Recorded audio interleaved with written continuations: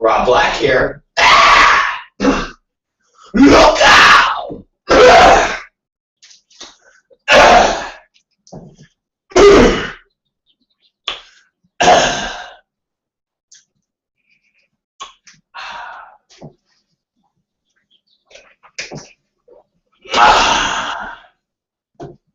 Have to make sure that I'm fully hydrated. I have to make sure I'm fully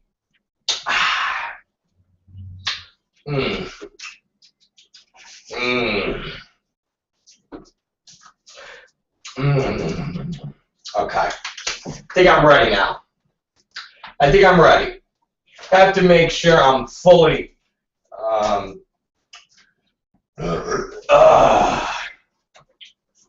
look at all my notes. These are fucking notes. See all these notes?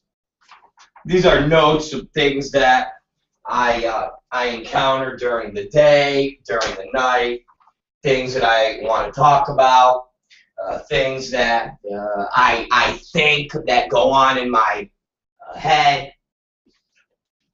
And there's always things to get to that are highly amusing. And it's just a matter if we get to them all in the day, because at 2 o'clock, it's news that we can use with Katie Summers. So a lot of times there's things that have to get held off until nighttime. And then we talk about them at night, and then I have to talk more about them in the afternoon. It's like a constant. It's like a constant up and down. It's not a constant up and down. We talk about stuff in the morning, then we have to talk about stuff at night, and then sometimes we run out of things or time at night, and then we have to talk about them in the morning. It's just a constant struggle. Last night, didn't leave here until about 1:15. And if any of you went online, Adult FYI or the Rob Black Show, you would have seen me behind the control panel without a shirt, looking as gorgeous and as svelte as I can, flashing pictures of a girl from the movie One Flew Over the Cuckold's Nest by Dream Zone, who had a giant wart on her pussy lips.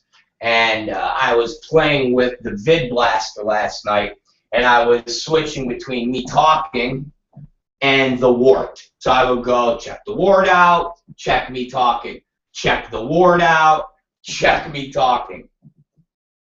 And then I was putting up wrestling videos, so I was going check me talking, check the wrestling, check the wart. Wart to wrestling to me to wrestling the wart. I was going back and forth, and then I was switching and shuffling through the wart pictures. It was a glorious night, but here's the issue, okay? I did not want to get going with the goddamn with the vid blaster, because now with all these gadgets, I don't have the tools that I want. I get the fucking tools that I need to make this work good. I did not have, meaning I had a picture of Mike South that I grabbed from the Devil Man and his boy's site. So I grabbed those pictures, and I want to load them up. So when I'm talking about Mike South, I push the button, and it goes to that fucking big, hideous, disgusting, diseased face. And so I wanted that. So there's a whole bunch of fucking things that I could not that I could not that I could not man, I want to have all this stuff, for Christ's sakes. So there's that, and I actually even, somebody sent me videos of Mike South from the Elegant Angel days. There's just all sorts of stuff. And then there's screen grabs I found of Mike South's newest talent, Lindsay Lovehands, fucking taking a whole bunch of fucking loads in her fucking mouth from a bunch of untested fucking guys. Just things like that.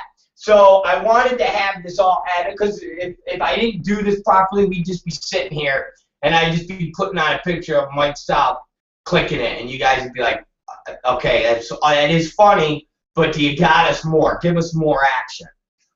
So we're gonna start that Monday, because I've been building up this whole little arsenal of pictures and things like that. It's fucking good. And videos. I got videos. It's gonna be really good. So last night was the test run while I sat here without my shirt on. Look, I was doing flexes. I was like, yeah! I was being real gay. Okay, I was just, oh yeah! What you gonna do, brother? I was acting super gay last night. So it was highly entertaining. Anyways, let's get on with today's proceedings. That's what we call it here. That's the new mantra. We're gonna call the first hour and a half to 2 hours proceedings, and they are basically a trial by Rob Black Fire. Okay, and when we catch people in lies and misdeeds, and I'm not talking about regular lies. We all lie. We all bullshit. But I'm talking about them special ones. I'm talking about them Republican lies. I'm talking about them Republican hypocrisy lies. Talking about, you know, when you have somebody that's rallying against homosexuality and they go home and they're sucking cock. Okay, we're talking about these special lies. And they can only be classified as Mike South lies. All right, because Mike South is the ultimate Republican. Okay, he's the ultimate fucking red state piece of shit that will tell you to do one thing, and he does the exact opposite. And then when you catch him, he fucking goes, me.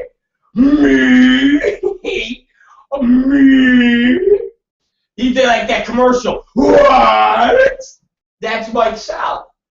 Hey, Mike, you know all your talent fucks girls without fucking tests? What? I got that video clip loaded. So every time we do a Mike South, we could go, what? Because I got a new what for you. This one is a beautiful what. See, the thing about the adult business is you have so many people that are involved in it that are really fucking stupid. And it's one thing to get on a Mike South website or a message board and all you do is talk shit about people and create lies and things like that. And the minute you put them on blast and you put them on Front Street, A, they cry, they fucking bitch and moan, and start talking about personal attacks. It's like, assholes, you keyboard warriors sit there on a website and discuss people. You sit there and pick apart shit you know nothing about. And the minute somebody fights back and attacks you all, you fucking run like little whores, little bitches. And then you got motherfuckers that are just posting lies, and they don't back anything up. They're fucking punks. They don't back anything up. They just talk. And you ask them for facts, and they don't provide like good motherfucking right-wing piece of shit Republicans. Don't back anything up. Fucking crybabies. Fucking little pieces of shit. So, before we get into more of Mike South's psychotic fucking posters. Remember, yesterday, guys, we're gonna break this down for you again today. But remember, we broke down the Lacey Blake comments, and she attributed to almost 150 comments. You want to know how many Lurking Reader, this piece of shit, Dottie, who says I asked for her to hook me up with a job. See what I'm saying, you guys? Lying. Who? An anonymous grandmother from Ohio that has nothing else better to do than to post on Mike South's message board. You ready for this one, guys? 210 times. 210 times. Do you fucking realize what kind of psychotic fuck and have no life? Dot should go play with her fucking grandkids, man. Okay? Instead of making up delusional thoughts in her head. Because she's trying to prove a point, which we're not real sure what her point is, and we're going to get to that in a minute. I just wanted to basically open it up by explaining to you all that Mike South has a band of lunatics, and last night we dubbed it Keeping Up with Mike South. And it's kind of like Keeping Up with the Kardashians, but we call it Keeping Up with Mike South, and we're actually working on this skit. And it's basically Mike South sitting in his fucking trailer with Lacey Blake and Lurking Reader and Tim Trich. And I know Mark Randazza is also posting on this site. And they all sit around, and every so Lindsay Lovehands walks over and fucking jerks them off. And, you know, it's like, hey, is there any untested guys that can jerk off in my mouth? I'd really love to have some of that untested diseased cum. So they all sit around in Mike South's trailer, and they just fucking drink moonshine and play. And Mike plays the banjo with the retarded boy from The Deliverance, and it's basically Keeping Up with Mike South. And you listen to them tell delusional stories in their head, because that's what they do. And again, when you have a 50-year-old grandmother that is posting to a porn blog site 210 times, which amounts to 7 posts a day, you are a pathetic fucking loser. You are a pathetic, lonely loser. Sorry. Sorry, Dorothy. Sorry, the woman that I asked to hook me up with a job. Yeah, Dorth. Sure, Dorth. I asked you to hook me up with a job. Once again, ladies and gentlemen, it shows you that people on Mike South's message board, the 4 people, are lunatics because they talk shit, but they still talk in riddles and make up stuff, and they can't back it up.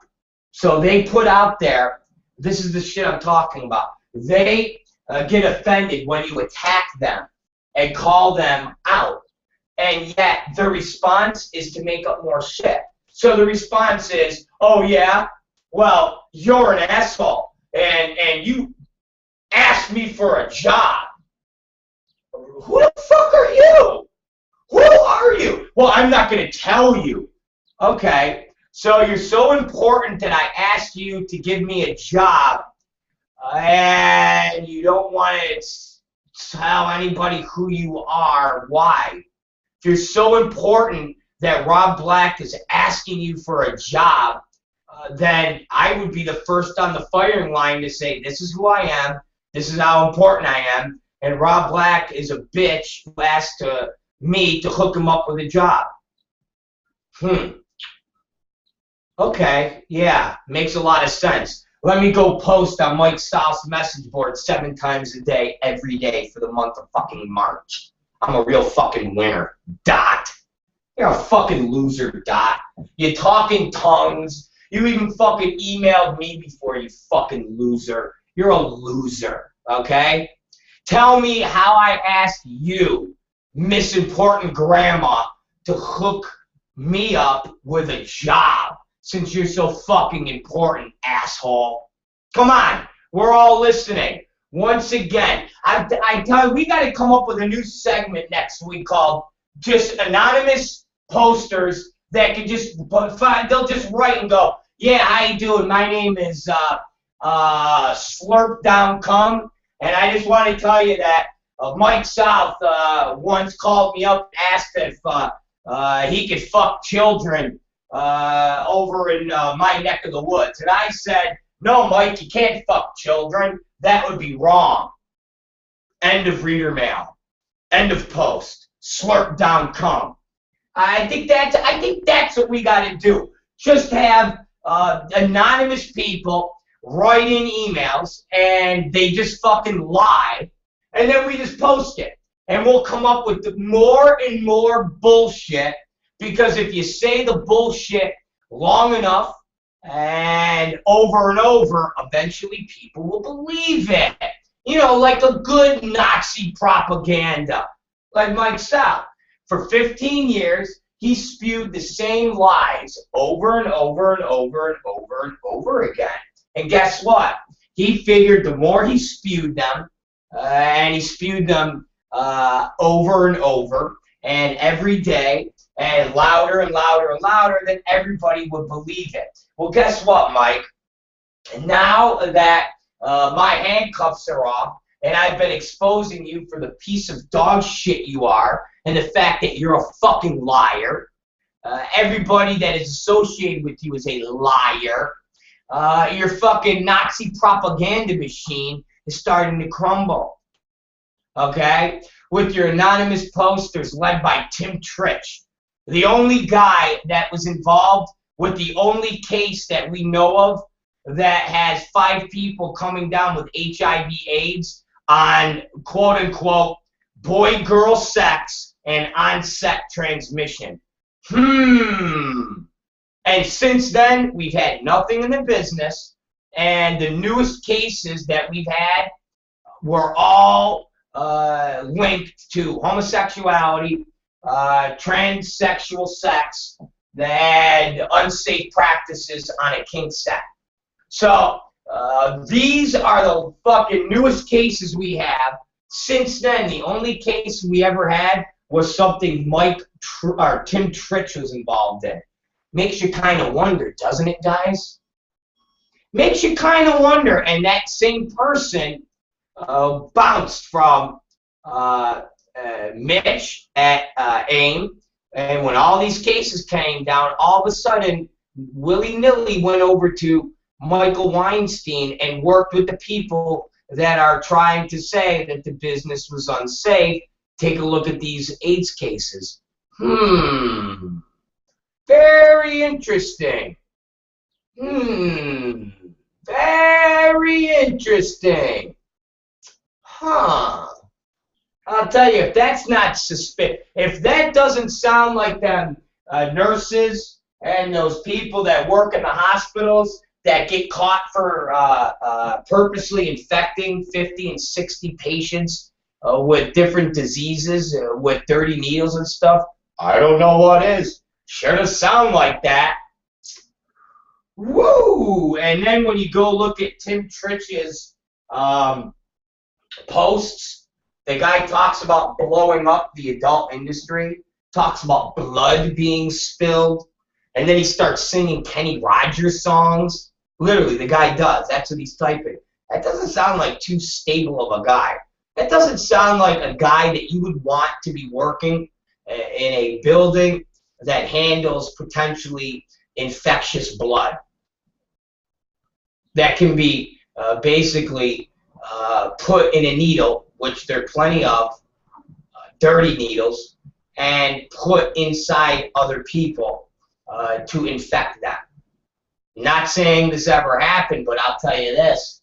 It smells like shit, and you step in it, and it doesn't get off your shoe, and you got to throw your shoes away, and it reeks of shit. Must be shit. So let's talk about Mike South's newest bullshit. Now, this one's a doozy. And now you guys got to follow me because, remember, unlike Mike South, who will throw up a picture of a doctor and go, look here, this doctor is orchestrating an entire regime. This doctor, yeah, okay. Mike South has a dot here, and he tries to connect it with fucking fictitious moonshine, okay? I actually will speak and connect the dots with precise fucking accuracy. And at the end of my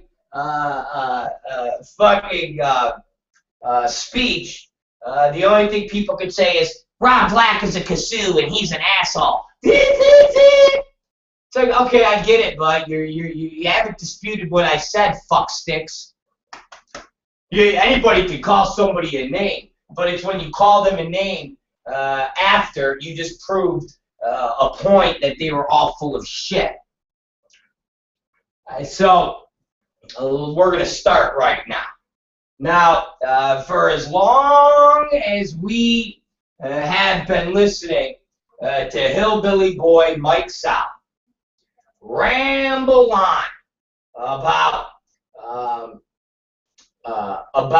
how people are out to get him, and everything he says is the truth, and everything he says is accurate, and he is looking out for the entire business. He's looking out for his friends. He's looking out for, of course, all the girls. Listen, we've all pointed out numerous times on his message board where he has actually sat there and talked about protecting women. If girls have a problem, they need to call him. They need to fucking call Latada. You know, either way, Mike South is the pillar of creating safety for the entire business. Now, we've heard that time in and time again. I'm not making anything up. These are fucking facts. Now, his big bone of contention is that Diane Duke and the Free Speech Coalition have waged a war against him. And they are doing everything in their power,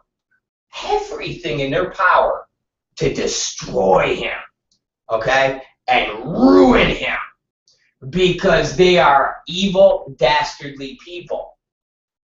Now, this is all fact. Mike South has made his bread and butter fear-mongering on this stance, right? We all agree? Okay, fact, okay? And his newest bone of contention is that Christian man, you know, the death dollar guy, the guy that is dying of cancer, okay? That guy.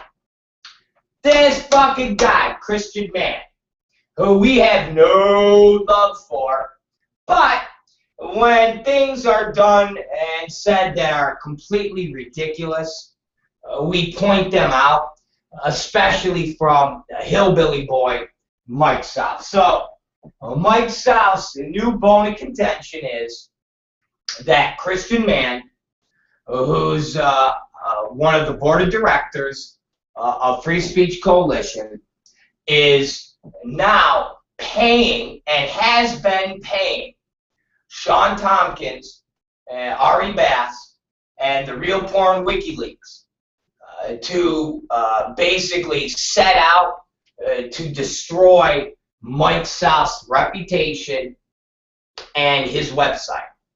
And the Free Speech Coalition and Christian Man pay Ari Bass and Sean Tompkins thousands upon thousands upon thousands of dollars to run hatchet pieces on Mike South. The Free Speech Coalition, I repeat, is in cahoots with paying Ari Bass and Sean Tompkins to destroy Mike South, to deprive him of popularity, to deprive him of a voice, to deprive him of having a platform to quote-unquote, as Mike South would always say, speak the truth about the business. These are not lies that I'm telling. These are all factual things that Mike South says on a regular basis. When the story ran on Tompkins and Whiteacre's site about how Mike South is basically a criminal, somebody who has unprotected sex with countless girls without having any required testing. When I say required testing, forget PASS, forget talent testing services, forget them, okay? Because as Mike South has pointed out, he doesn't trust them, he doesn't like them, so why would somebody like him use that system and put his name in there? And he's right. But one would then assume that he would be at his local doctor or at a local clinic and making sure that he has all of the tests that everybody else has in Porn Valley or San Francisco or wherever else they have, which is somebody, a doctor, a health provider, saying you are negative for hepatitis, you're negative for gonorrhea, you're negative for syphilis, you're negative for HPV, and you're negative for chlamydia, and you're negative and a DNA HIV test. So one would think that before Mike South does a scene with talent, and before Mike South's other talent, the Bukkake Boys, do scenes with girls, granted, the evil and big bad Free Speech Coalition PASS talent testing services is all corrupt and it's all bad. I understand that.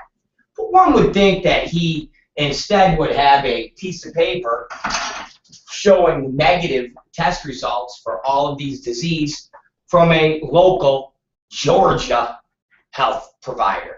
This, you know, I mean, this isn't a crazy request. Remember, Mike South has a Georgia OSHA inspector on every one of his sets. We're still waiting for him to provide all of this evidence, but one would think if he has a Georgia OSHA inspector with badge numbers and they're signing off on his sets, one would assume that all of his talent, including him, would have negative test results for all these diseases from another healthcare provider. Nope. No, nothing. Nothing. So, AVN asks Mike South about this. AVN does a story, Peter Warren. The story is about that big, very small story. And they say, hey, according to the Real Porn WikiLeaks and Michael Whiteacre, they made these accusations, and you can read them here. Mike South, do you have anything to say? And he says, I don't got to say a goddamn thing. All you have is a bunch of people trying to trash my good name and my good reputation to build themselves up. I don't have to dignify and say anything about this, but I will say I have a Georgia OSHA inspector on every single one of my sets. End of quote. And that's all he said. And that piece went out and created a firestorm. Kind of like Jimmy Swaggart, kind of like Ted Haggard, kind of like Larry Craig, kind of like all the other Republicans that preach family values, preach the evils of homosexuality, and yet you find them all sucking dick, doing dope, and looking for hookers in their private lives. So Mike South won't post responses to any of these claims. What he does is he has his little bitches, and apparently the only people that are writing on his site that are speaking are bitches, and that's Lacey Blake and Lurking Reader. And so these bitches, okay, these bitches are the ones that are off defending him, which is incredibly, okay, and it's very funny. He is actually, all right, having these people defend him, and they say, well, Mike has never said that it's like, oh, Jesus, I can't believe these people are trying to spin this fucking web of bullshit.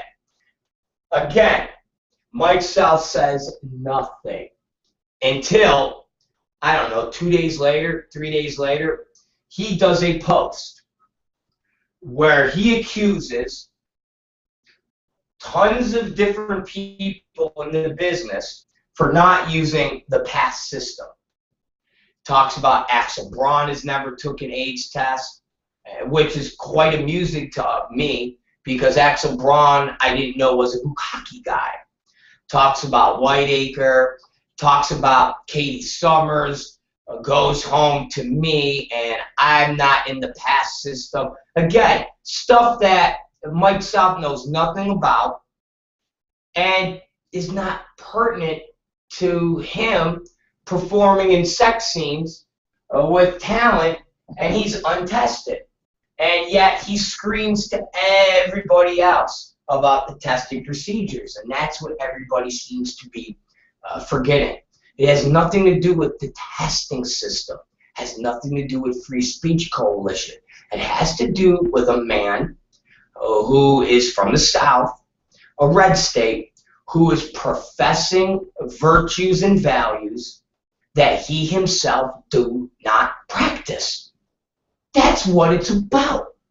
So he finally posts, along with telling the world that Axel Braun doesn't have a PASS test. And again, when Axel Braun does scenes and is got his face in a hotel fucking a girl with fucking his big pudgy face in the camera, then we'll jump on that bandwagon. Until then, we're talking about Mike South, the decrepit, disease-ridden scumbag. So, in his post, he now states that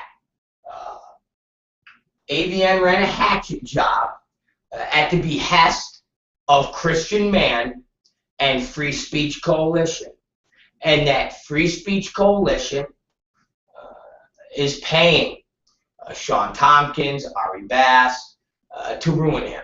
Christian Man is the head of this operation because he sits on the board. of Free Speech Coalition. Are you guys following me? And while he sits on the board, they conspire to basically discredit Mike South. So, ladies and gentlemen, everything you've read from anybody else besides Mike South has all been a lie. On behalf of Christian Man and Free Speech Coalition. I'm not making this up. This is what Mike South says. Okay, ladies and gentlemen, I'm going to repeat this. Mike South has went on record on his own punk-ass site and said that Christian Man, who's a board of director, sits with Free Speech Coalition. They conspire to pay people to discredit Mike South's godly words because he is the authority, he is righteous, and everything he says is true. And everything these people are saying are lies, and Free Speech Coalition is paying people to run a smear campaign. Ladies and gentlemen, these are all facts. These are all facts that I'm laying out. These are facts that can be supported and viewed on Mike South's website and various other places where Mike South is talked about this campaign and this war against him by Free Speech Coalition and Christian Man. So, my question is this. If there is this vast conspiracy with Christian Man and Free Speech Coalition, why is it that one of Mike South's big advertisers, and who's been one of his big advertisers for a very long time,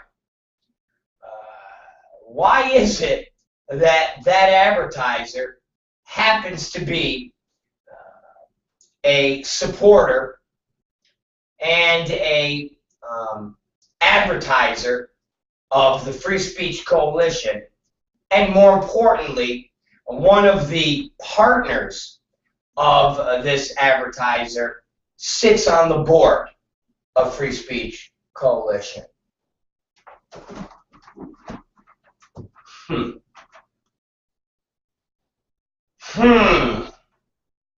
Okay, let me repeat that for you, just in case some of you are too stupid to understand what I'm saying.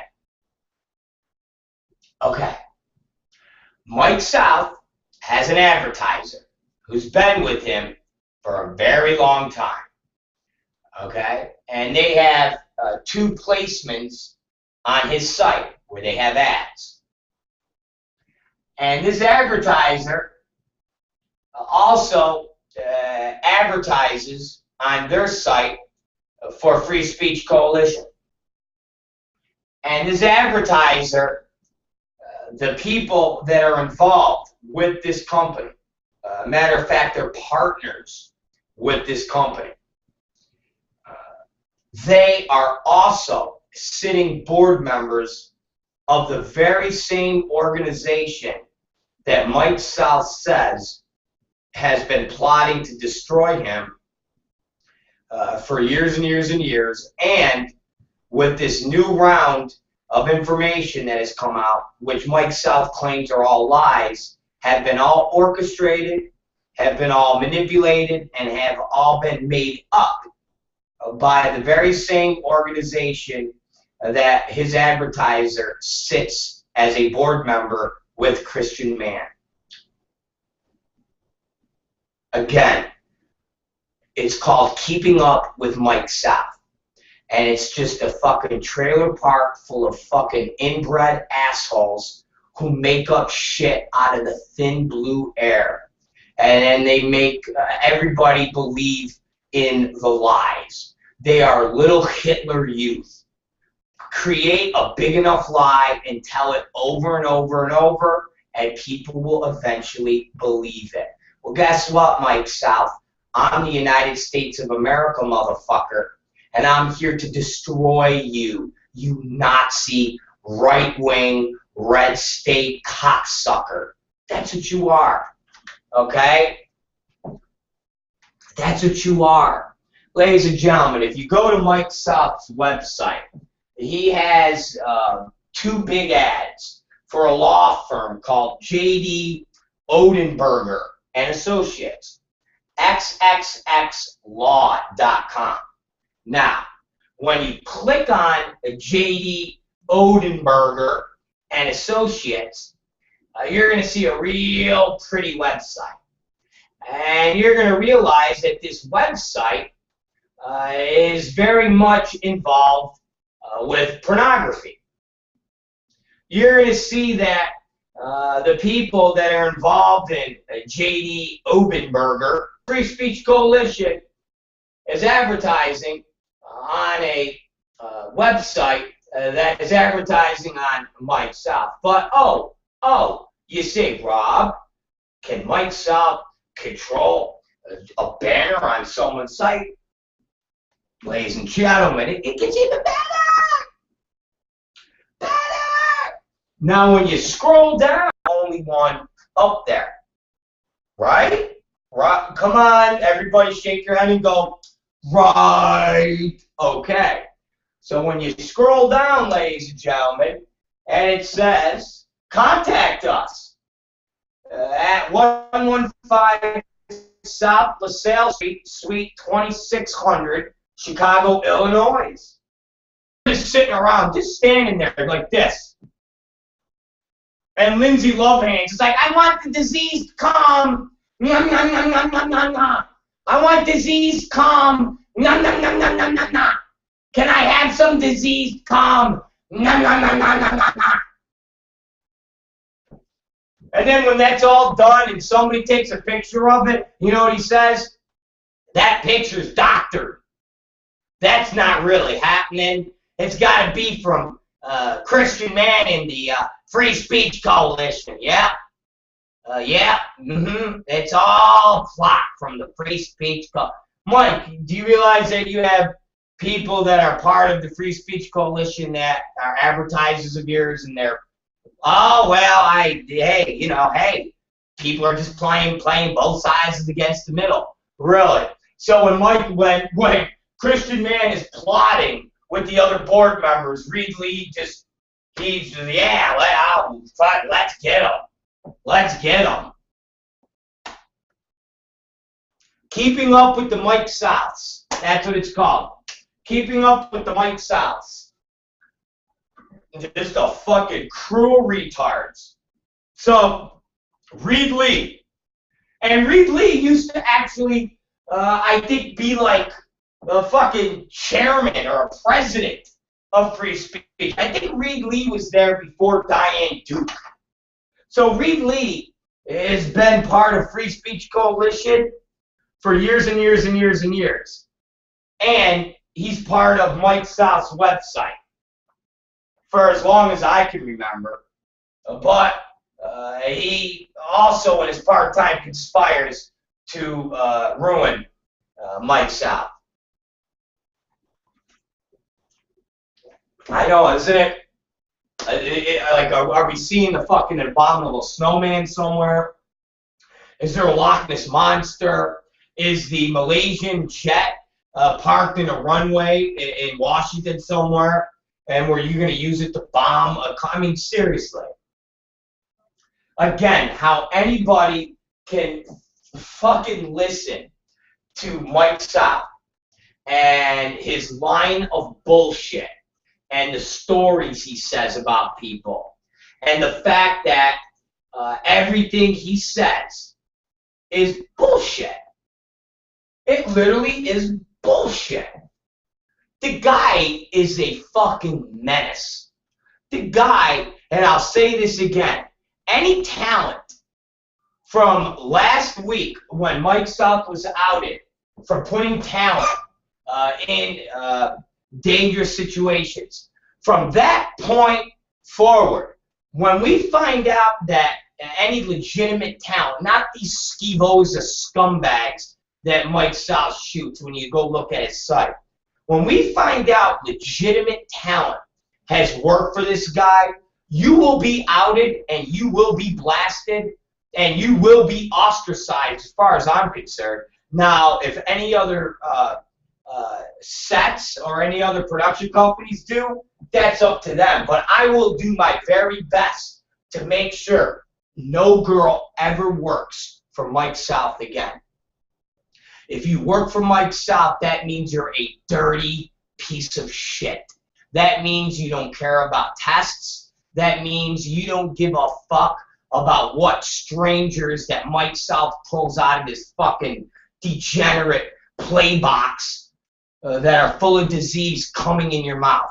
That's what it means. So, as of the last week of March, anybody that shoots for Mike South, and we actually have somebody that is monitoring now the Twitters and everything of Mike South, so that when a girl that shoots for Mike South from that point forward, she can now go on the ostracized list, like the Scarlet Letter. They will get the Scarlet South, and that means that they have been plugged by a disease-infested, wretched scumbag.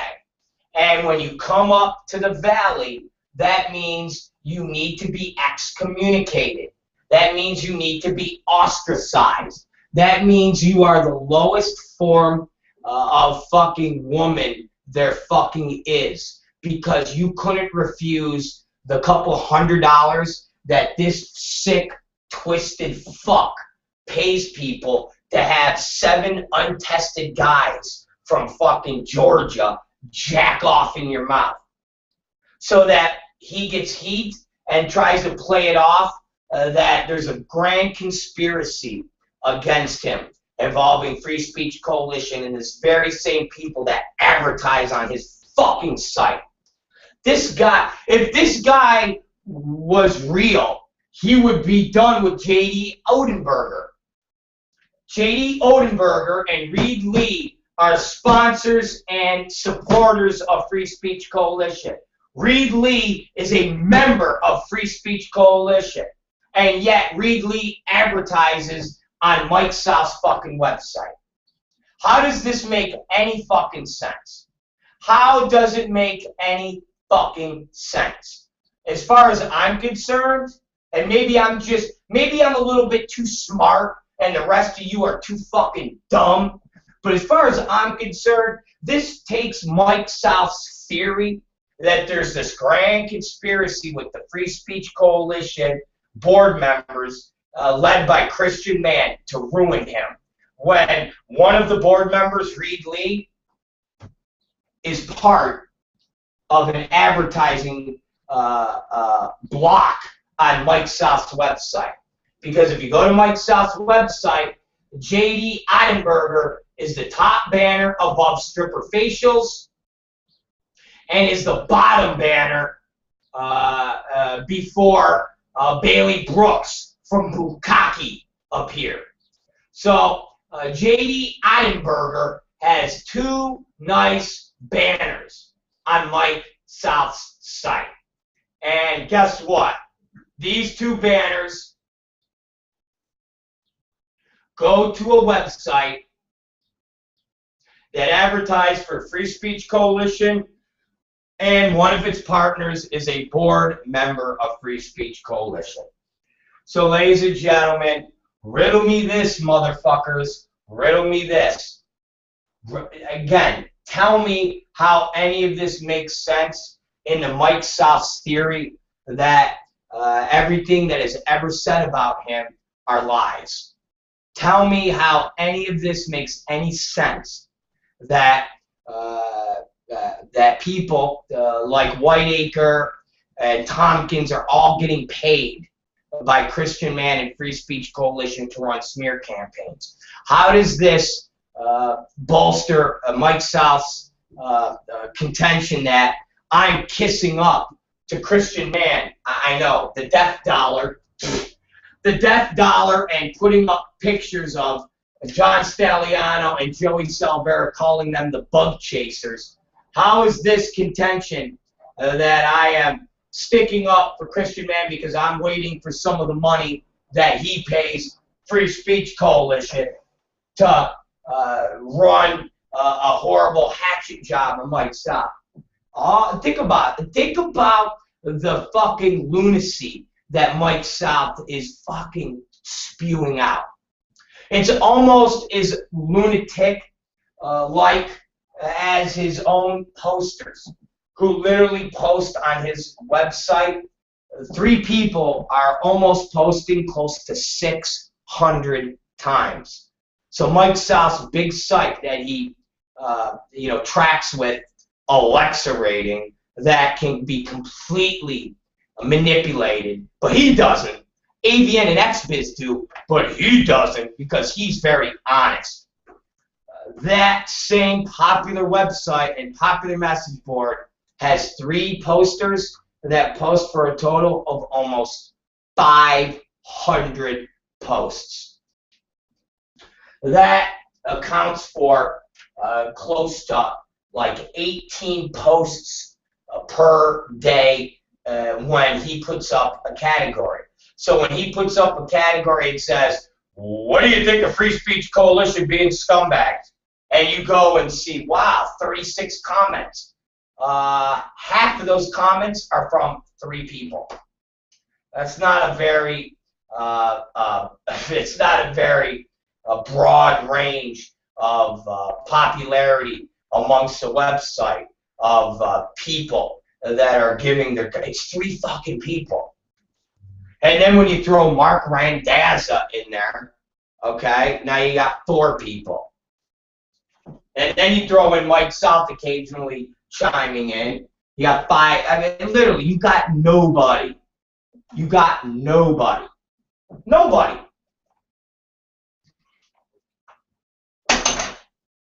You got nobody. This is who Mike South is. This is what Mike South is about.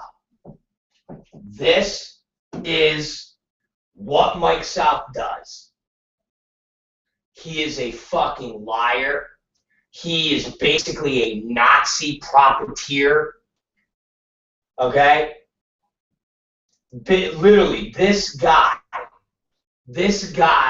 is just like the fucking Third Reich. That's all. That's all he is, man. That's all he is. That is all he is. That's it. That is it. Look up Nazis. Look up Hitler. Look up what he did. He told lie after lie after lie. He told them big enough. He told them enough. How's that? Okay? He told them over and over, and he made the lies bigger and bigger and bigger. And what happened? The rest is history. Exactly. The United States had to come in and put some fucking whoop ass. Okay? The US of fucking A had to put some whoop ass. What happened to the motherfucking South? Huh? What happened to the hillbillies of the South? Mike South is on 2 sides of getting his ass kicked. A Nazi profiteer, and I don't even know, is that the, I keep wanting to say profiteer, and mix that with propaganda. So I want to like mix it. I want to create a new word. But Mike South is basically a Nazi propaganda machine. And what happened? They got their asses kicked. Mike South is from Georgia, from the South. He is from the home state of where the slave trade began. And what happened to the South? They got their fucking ass kicked. What happens to the South? They're the reason that, guess what? The Republicans lose every fucking presidential election. And with the exception of what? The small handful. The South is why they couldn't beat the black guy twice.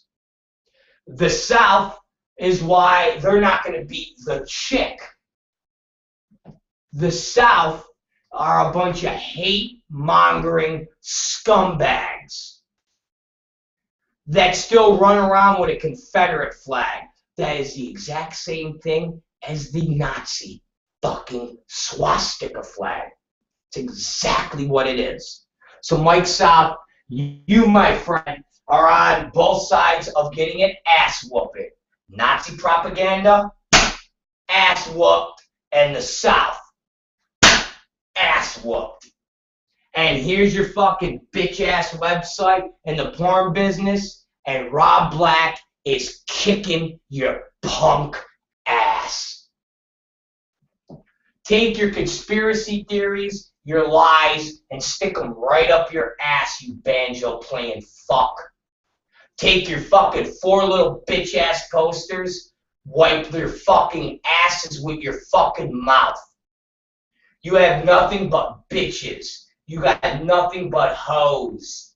You got nothing but liars. And today, your whole free speech coalition, Christian man, board of directors, conspiracy theory was just shoved right up your ass. Take your magic bullet theory and shove it right up your ass. There ain't no conspiracy, asshole. You open your mouth, and what comes out of your mouth are lies. That's it. Nobody runs hatchet jobs on you. The only thing people do is speak the truth. You can't handle the truth because you are a despicable human being who is propped up this website of yours as being some type of mouthpiece. Your website is shit. What you speak on it is shit. And I defy you, Mike South, to try to call anybody else out, because I'll be here to shove it right up your ass. Because nothing you say can be taken ever for being truth. You are a piece of shit. You are a scumbag. You will always be a scumbag. You will always be a liar. And you can tell everybody what you want. But at the end of the day, there is no conspiracy with Free Speech Coalition paying all sorts of people. When people of the Free Speech Coalition are actually paying on your site, and they've been part of your site. You're a jerk-off, Mike South. You've always been, you always will be. You're an outcast. You're an outsider, and you are dangerous for this fucking business. It's the Rob Black Show. We're going to take a break, and we'll be back. And when we come back in about 5 minutes, we're going to address a couple other little fucking things about the old Mike South douchebags and liars on his site. Okay? And give us about, oh, jeez. Let's see. Oh, jeez. Oh, jeez. Let's listen to an interesting factoid. You know what that factoid is? That when we go and went to ABN, they had a Best New Starlet that we never even fucking heard about. And let's bring that to you right now.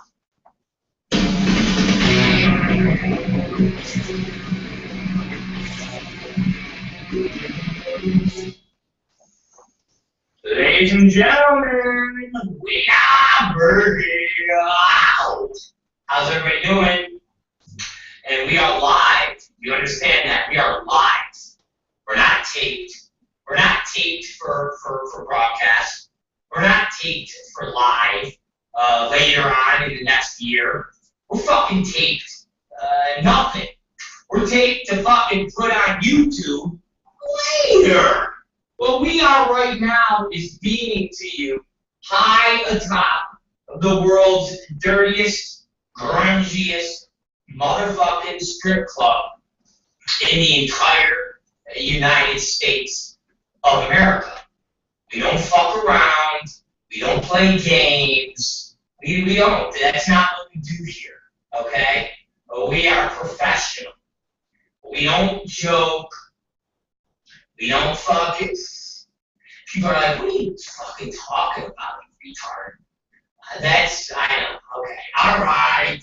We do all those things. And now we're going to continue with more of the comedy. That is the ABN show. And it just gets more funny as we continue to look at the porn show.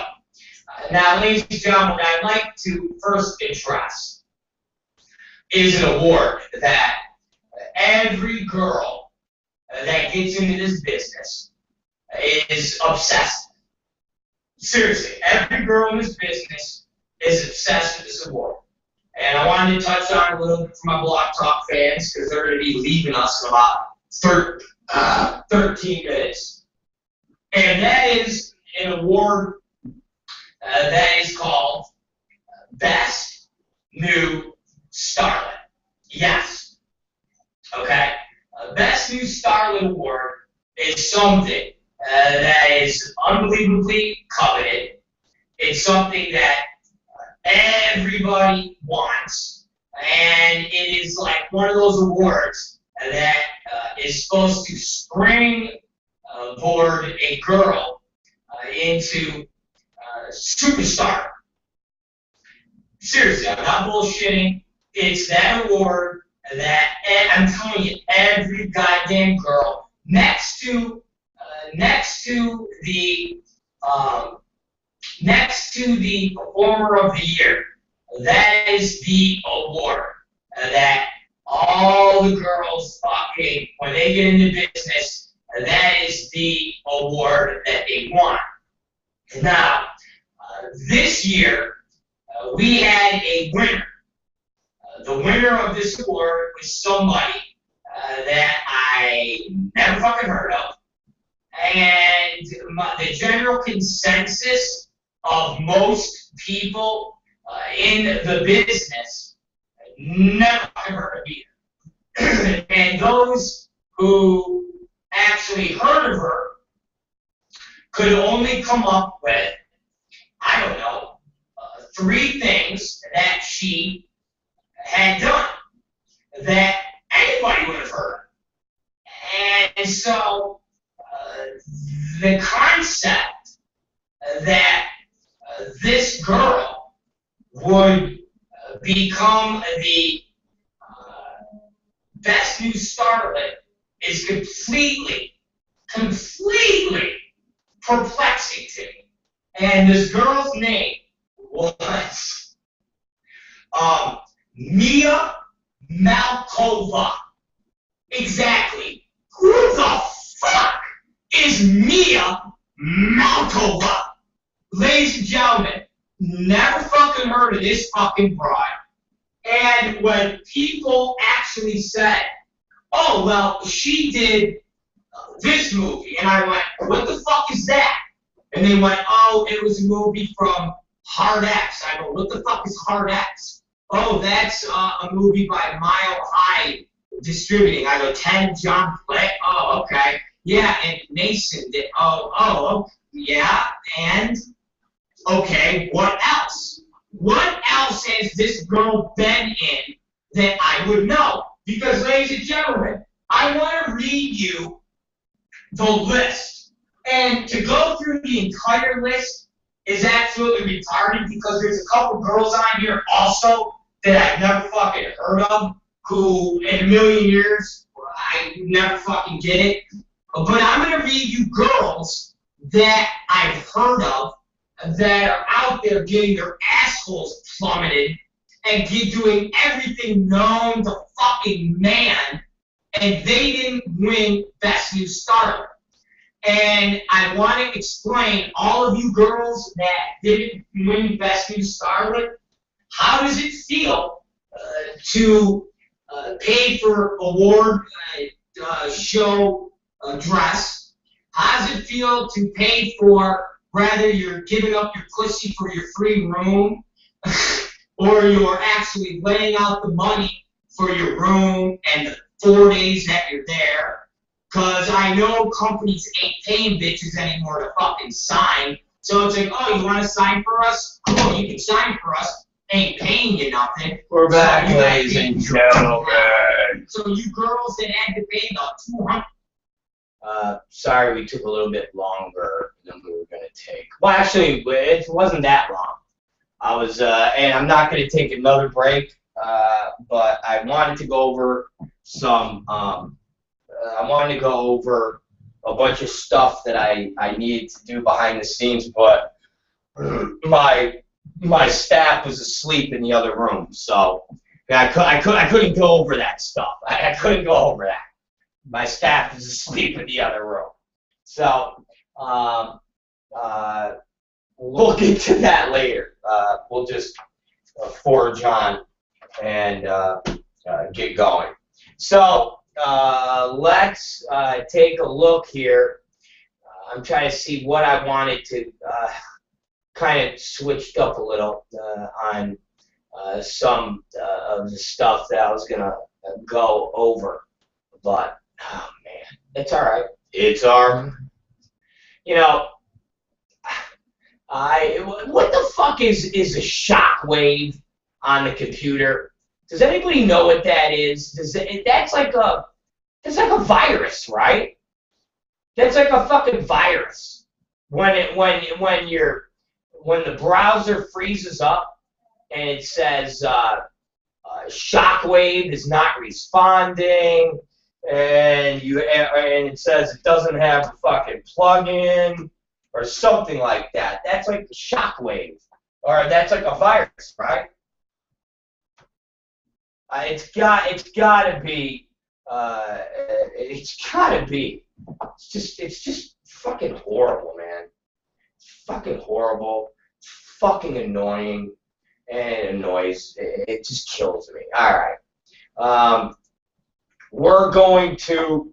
I was going to address, and I addressed a little of it on the last segment, but that last segment was mainly about the Mike South and the conspiracy notions. But, you know, again, for a website, and let me say this to you, for a website that is Mike South, and for a bunch of people that claim on the Mike South website that Rob Black is a non-factor, Rob Black is a liar, Rob Black are all of these things. It is amazing to me. It's amazing to me.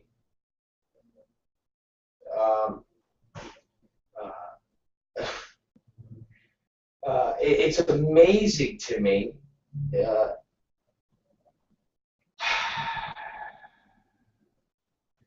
It's amazing to me that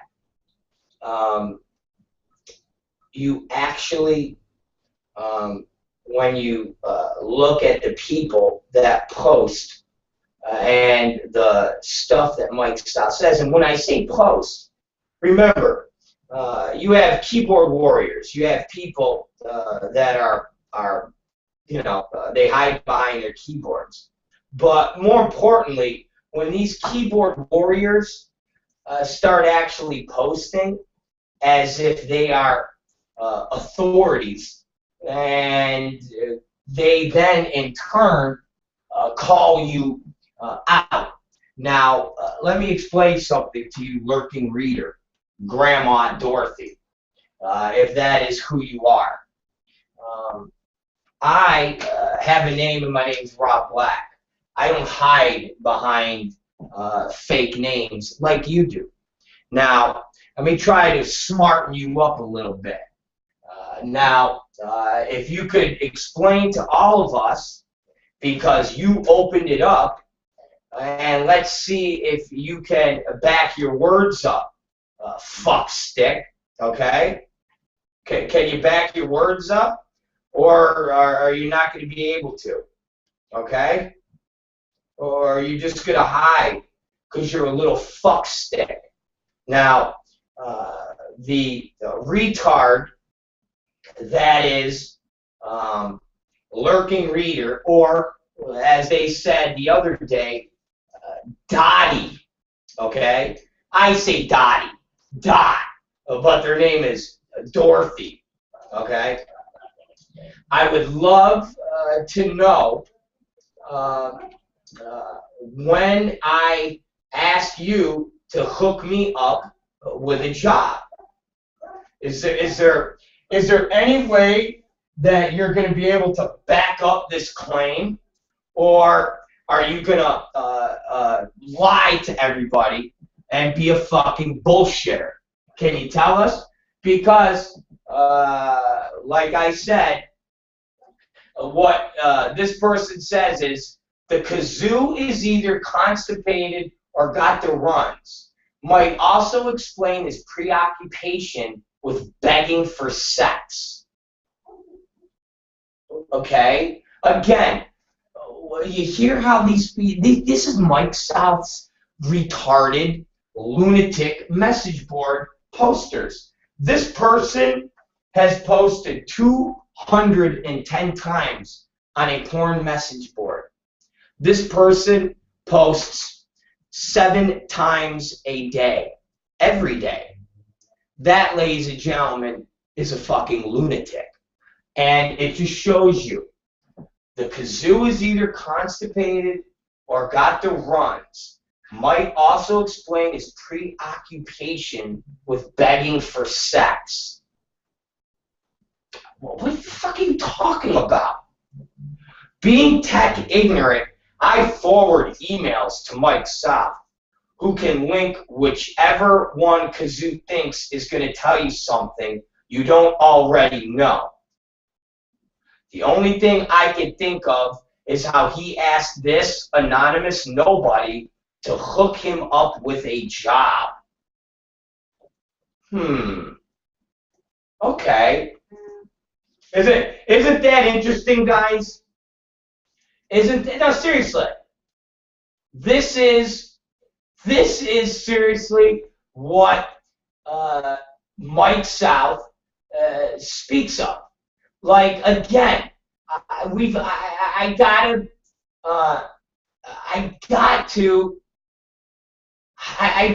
to when we redesign the Adult FYI website, and I'm hoping that next week we will, and we'll have more stories on the front. It's going to be cool. I'm going to have a section that's just, I'm going to call it anonymous posts. And I'm just going to have anonymous posters that send me posts that just say the complete biggest bullshit and complete craziest lies. And we're just going to post them. And we're going to go, what? What? It's a poster. Again, this person, Lurking Reader, if it's the same person, has actually emailed me before. When we were talking about the Kurt Treptow and the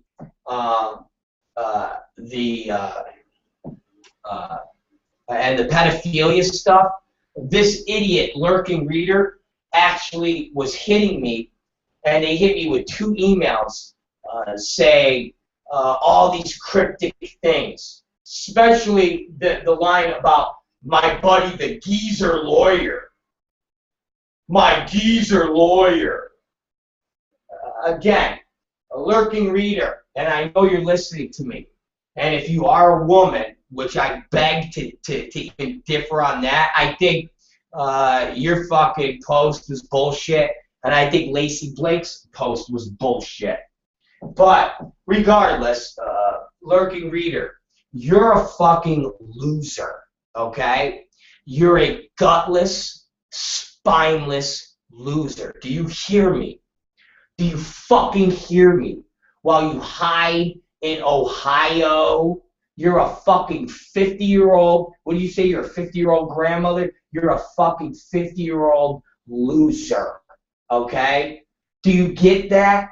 You sit there and you post 8 times a day, 7 times a day on a porn message website, and then you go and you talk bullshit. You lie about people. You fucking lie. If what I'm saying is wrong, if I'm saying things in our articles that are wrong, tell me where I'm wrong. But what is your fucking thing? Once again, you're just like Mike South. I'm not beholden to you or anyone else in this industry beyond what and how I choose to participate. Another person that wants to talk shit as an authority of this business and talk shit about people. Lurking Reader, you have opinions about people. And when somebody calls you out, your response is, I'm not beholden to you or anyone else in this industry. Well, Lurking Reader, you just told people, okay, that I begged for sex and that okay, and that I asked you to hook me up with a job. So who are you? Who are you? You want to talk? You just opened yourself up, asshole, and you say that statement, and then you come down with, I'm not beholden to you or anyone else in this industry. And then the stuff you talk is such bullshit, because if you know anything about me, I know none of the stuff you're talking about is referencing to me. I know you're not talking about how sick it makes you feel, how free speech gets tossed around. Did you forget, Lurking Reader, that I went to fucking jail for obscenity? Oh, yeah? Did you forget that my family was part of the obscenity busts? Or I'm sorry, forget that, yeah? Do you forget, Lurking Reader, that my family was part of the prostitution pandering busts before California had the Freeman Act? Oh, you forget about that, Lurking Reader? Did you forget that my dad has had adult bookstores and started in 1969, fuckstick, and went through over 100 busts in Rochester, New York? You forget that, fuckstick? Did you forget, you cocksucker, that my mom took a fucking bust for selling a dildo in 1973, you fucking cocksucker? You forget that? If you know me so good, Lurking Reader, you're a fucking phony, fraud, punk bitch. That's what you are. You open this up now, Lurking Reader. Huh? Talking to my geezer buddy lawyer, squashed, but provocatively fought to create laws so it didn't happen anymore. How about arrest for waiting at a crosswalk with a stranger who also happens to be a felon? That's the kind of prior restraint my buddy the geezer lawyer. What are you talking? It's like you're a fucking lunatic. You're talking about shit that is retarded. You're talking about my porn. You're talking, and again, you're an asshole. You're a jerk off, okay? You're a fucking punk-ass lying cocksucker, okay? You're a douchebag. Everybody that sits there and reads what you wrote realizes you're a douchebag. Once again, let's read this. The kazoo is either constipated or got the runs. Might also explain his preoccupation with begging for sex. Really? So, once again, Lurking Reader, you fucking jerk off. You know what? Hey, jerk off. Let's find this jerk off. Hold on, guys. Let's see, this is a punk jerk off. Hold on. Let me look. We're going to laugh here. Let me see if I can find. Hold on. See if I can find it.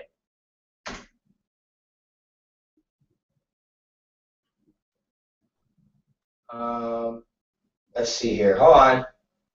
Oh, okay.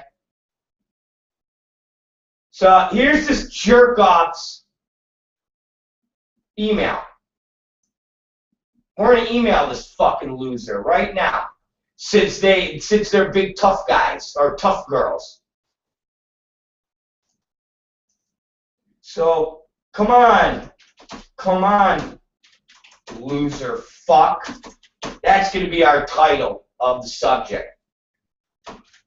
When did I ask you for a job?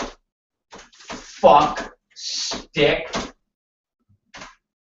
When did I beg for sex? Let's go, you fucking pussy. You fucking Come on. You called me out. Let's go. Important one. Alright, here we go, guys. Here's the email. They're not gonna, they're not gonna fuck it. So I said, when did I ask you for a job, fuck stick? When did I beg for sex? Let's go, you fucking loser. You called me out. Let's go, important one. Yeah. Let's see. Send this. We'll see how long. We'll see how long, fucks. Because fucks. Hey, fuck stick. Hey, Dorothy. Come on, fucking asshole. I just emailed you. We're gonna wait for your response. We want to know who you are that I asked you for a job. Okay, we're gonna wait. We're gonna fucking wait there, fuckhead. You fucking worthless piece of shit. Again, man, this is what you get. This is what you get with the Mike South people. A bunch of lunatics. So let's keep going.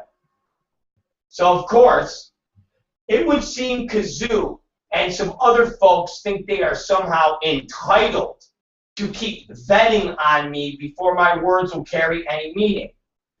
Sorry, it just isn't so. Talk is cheap, and I'm not looking for a job or party invite. So I'm just going to sit here and post on a message board 8 times a day like a fucking loser. Okay. I'm not beholden to you or anyone else in the industry beyond what and how I choose to participate.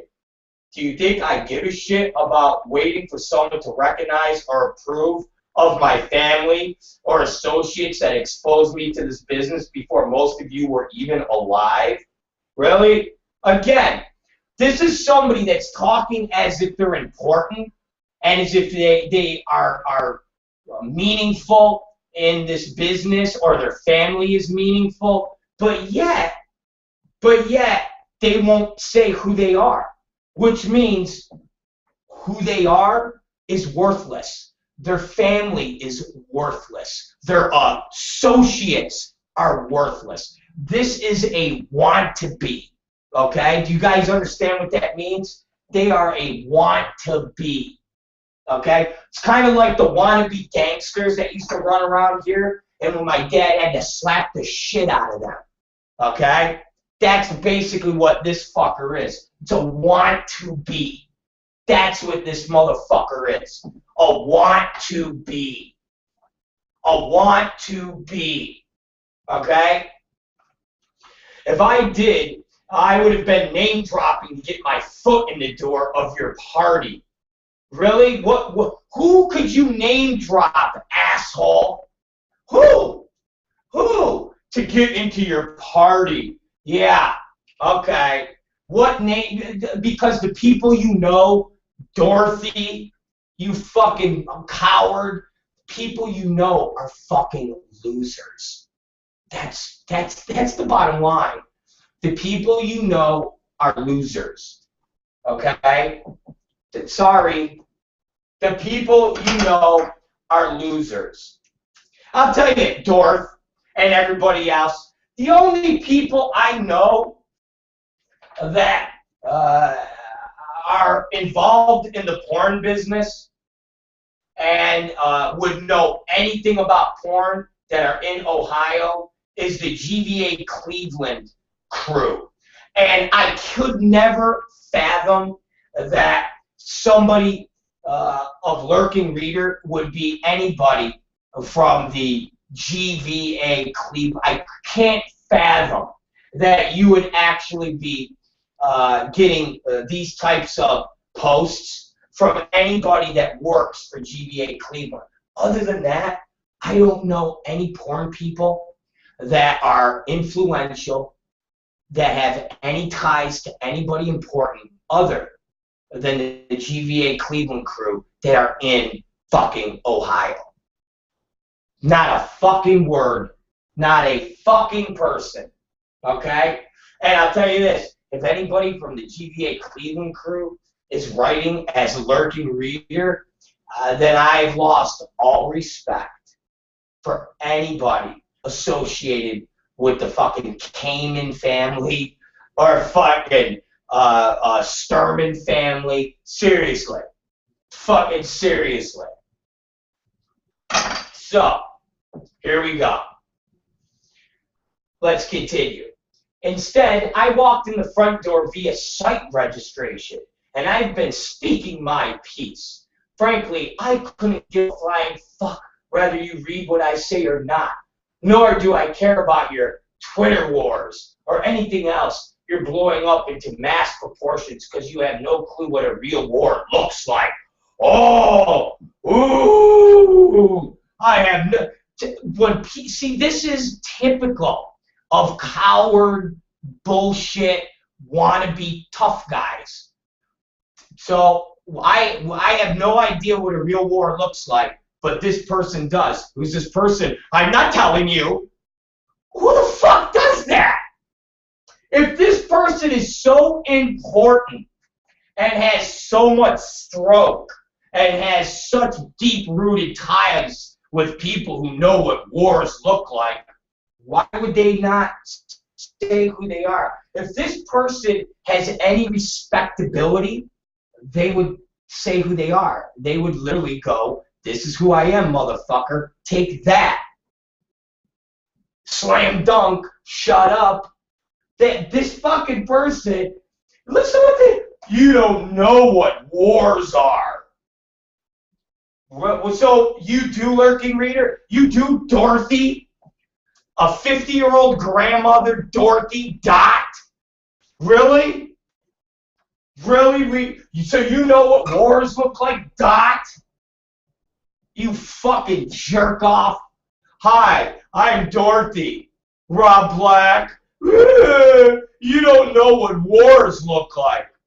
Okay, I forgot. An anonymous poster that posts on Mike South's website 210 times in 1 month, which equals 7 times a day, they know what real wars look like.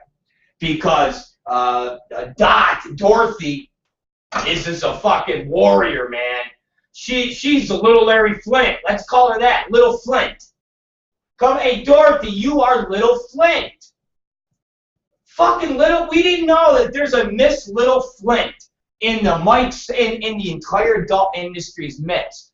Because if you look at all the Dorothy Lurking Reader posts, man, they comment on everything. They'll comment about testing. They'll comment about fucking Farrah Abraham. They'll comment about Bella Knox. They'll comment about me. They'll comment about Evil Angel. They'll comment about fucking every fucking thing there is in the industry. Woo! Woo-wee! Yes, they will. Yes, they will. But they're going to hide behind their keyboard and just throw mud. That's all. They're going to tell everybody that Rob Black asked Dorothy to hook them up, to hook me up with a job. Yeah. Okay, Dorothy. Okay, fuckstick. All right, baby. And we don't know what a war looks like. Oh, yeah. Woo, but Dorothy does. All right. Anyone who was around or listened to their elders can tell them the same stories from New York City tri-state through the 70s. I'm not talking about my porn video you watched and think you know what happened. I'm talking about the 5 years before the government stepped in. You were there, you know. If you weren't, you don't. Okay? Again, it's like just rambling. We're in Porn Valley. And if somebody tells a story about the government coming in, which was referencing the fact that people are saying that you could shoot porn everywhere in the United States. And now Dorothy is talking about, forget my porn, because you read it and watched it on TV. Let's talk about the years before my porn.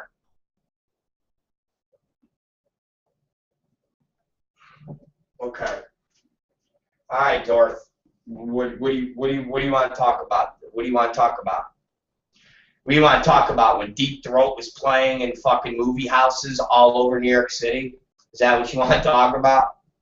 You want to talk about when Jack Nicholson and fucking Warren Beatty were appearing in courts and appearing in the news with Harry Reams to fucking say, hey, porn is cool. I mean, seriously, what the fuck do you know about anything, asshole? Okay, seriously, what do you know about anything? Let me tell you something. Again, and this is somebody who is a fucking jerk-off. Really is. This person is a jerk-off. Okay? If you want to talk about porn feet eaters, and you want to talk about that type of environment, it's different than the adult film industry. And now let me say this again, because Dottie has no idea what she's talking about. This industry never felt, never ever felt, ever felt the prosecution it went through before Ronald Reagan and Ed Meese decided to wage a war against porn. Never. Never. You want to talk about, oh, they're going to take Playboy off the stand and Bob Guccione and yeah, that's great in local jurisdictions. But guess what? Never, ever has this industry went through what it went through until Ronald Reagan and Ed Meese decided to wage a war on the adult industry. Okay?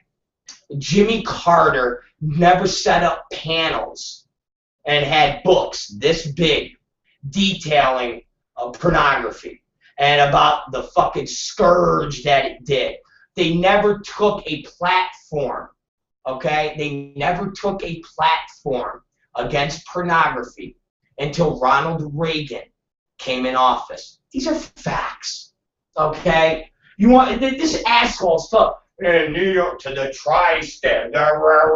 Listen, my dad took 140 some odd busts in Rochester. Literally every week, they would come in and bust my dad for selling magazines or selling dildos. My mom got busted, but again, it wasn't the industry.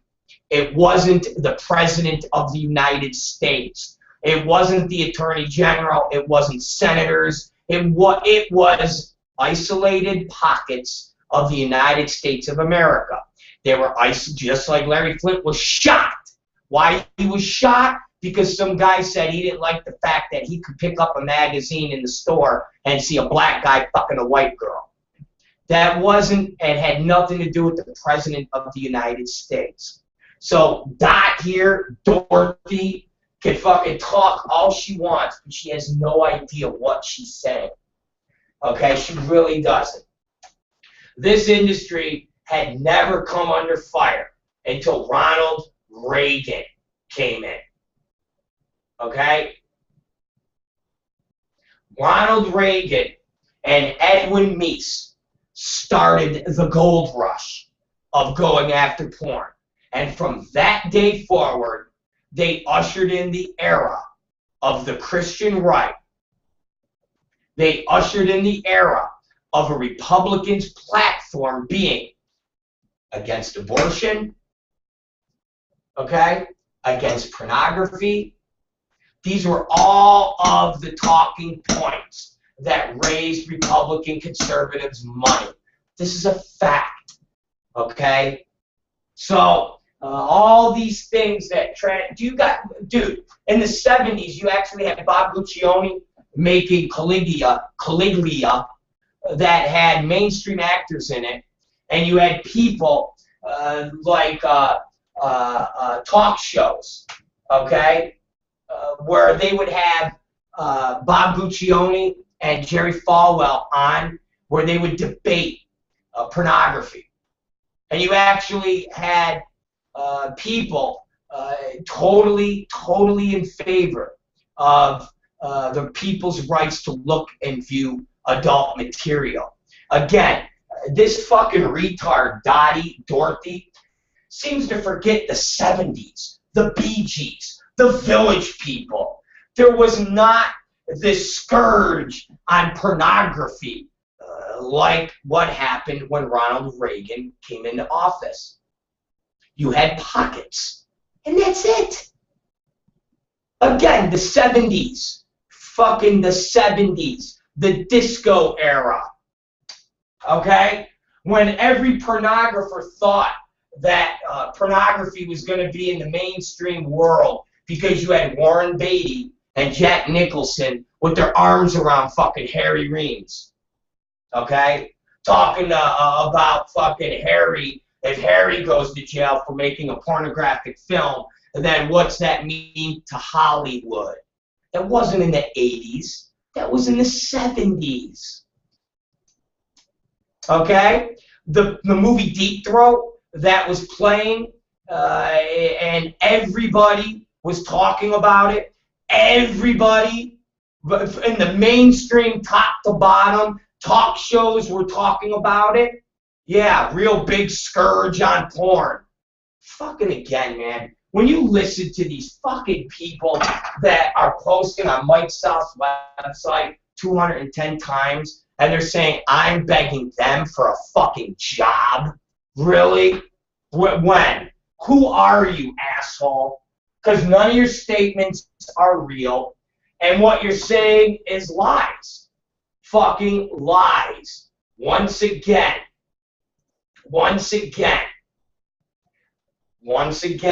the 70s, you had pockets of pornography and the adult entertainment industry getting hit, but they were local pockets. My dad in Rochester, New York, took 100 bucks, dildos, fucking the city would come in and pull out his peep show machines. They literally would come in and confiscate peep show machines. Grab the stuff. Fucking, that's what they did. But in New York City, they showed Deep Throat. And in Porn Valley, people were making porn.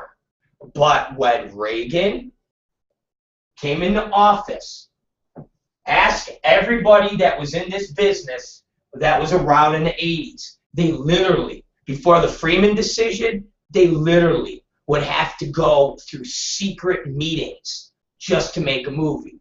So you had people like Tom Byer, when he got into business, would have to go, and they would have to go meet someone like Milt Ingley at one location, and then carpool from that location, and then that location to carpool to another location. That was all the 80s, motherfuckers. This wasn't the 70s. This wasn't the fucking time of Deep Throat and Caligula and fucking Bob Guccione talking about his magazines are works of art. And them going on Tom Snyder's show. No. Sorry. Didn't happen. Dottie's got all of her information a little fucked up. Pockets? Yes. The entire United States of America and the president? No. Pornography came under fire by Ronald Reagan and Edwin Meese. And the guy that just died, Keating. This is when the fucking porn industry got the target placed squarely on their fucking backs. It wasn't Jimmy Carter, okay? Fuck, you gonna tell me Jimmy Carter launched the fucking porn commission to rid the world of porn? No. No. That didn't happen. The president that came after Jimmy Carter, who was he? Ronald Reagan. And that's when it all started. Fucking jerk-offs. Fucking unbelievable. And so we'll keep going with Dottie, this fucking half a loser. You know why he's not a full loser? Because the other part of her is just being a fucking retard inbred asshole. So, here we go. I can't tell you how sick it makes me to see the way free speech gets tossed around like it's the latest cheap novelty accessory. Afraid someone might come look at your records? Afraid you might have to spend a couple of hours getting processed till your lawyer shows up because the big bad government wolf is going to get you? Again, who's this asshole think she's talking to? I know she ain't talking to me, motherfucker. Hey, asshole, I know you ain't talking to the motherfucker that went on TV and, as everybody said, challenged the government. I know you ain't talking about me, motherfucker. I know you ain't talking about me, Dorothy, you fuck. I did my fucking time for porn, you cocksucker. Oh, you're afraid you might have to spend a couple hours getting processed? Really, Dorothy? A couple hours? You fucking cocksucker? You motherfucker. I did... You know what, Dorothy? You're a jerk-off. You're a fucking ignorant fuckstick. You don't know what you're talking about, and it just shows that you're fucking insane. Posting 210 times to a message board website. You don't know shit. You're a fucking punk. Talk to me like that. Afraid fucking you have to spend a couple hours getting processed till your lawyer shows up. Really, Dork? Really? I didn't know you spent time in prison for pornography, you fucking jerk-off. What a fucking piece of shit this motherfucker is. This just shows you, again, somebody like this is mentally, this motherfucker is a Fort Hood shooter. That's what this motherfucker is. This is the type of people that go and shoot up an army base. Right here. Seriously, right here. They read the post we did where we basically, and this, I'm telling you guys, this shows you how mental this fucking person is. We did a post where we explained about shooting pornography and all of these idiots saying that it's legal by default because in all these states there's no rules on the books. And we made a point to tell everybody that, as an example, the 2257 record-keeping laws have, since the Bush era, never been fucked with again. And I illustrated a point that our business gets regulated based on who is in office. From obscenity busts to 2257 regulations to the internet. Everything is based on who is the president. And the 2257 laws are the same laws that are on the books as the laws were when George Bush was in office. So what makes us different today than when George Bush was in office, sending FBI inspectors to everybody's door? That wasn't some crying about it. That was me trying to illustrate to ignorant motherfuckers like this lurking Dottie Reader and all the people of Mike South's site who want to try to say that shooting pornography is legal in a state as long as they don't have a law on the books that say pornography is illegal.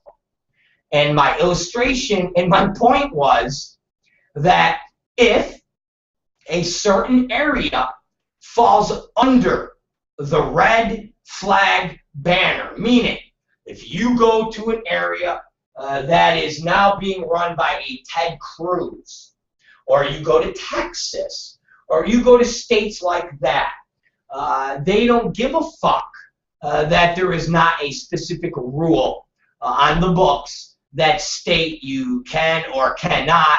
It's just not written. They will throw your ass in jail faster than your fucking head will spin.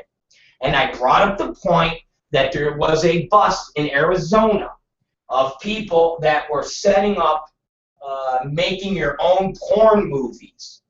And the police came in there and busted everybody for prostitution, saying you're just setting up a front for prostitution.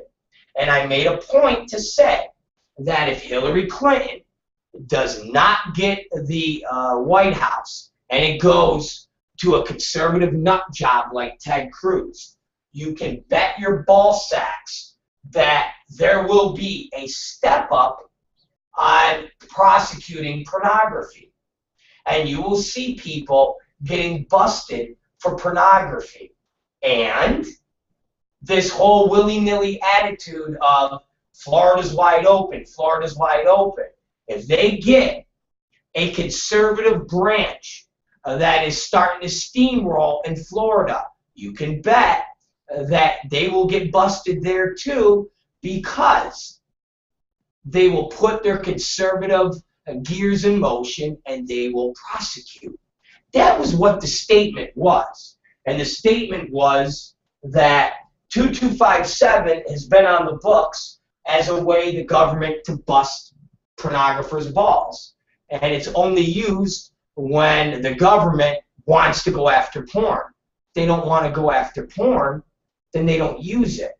So the Obama administration has never once sent an FBI inspector to investigate anybody. That's not crying about anything. That's just stating a fact to go along with everybody's bullshit saying, well, you could go shoot here, you could go shoot there, people aren't getting busted in Florida.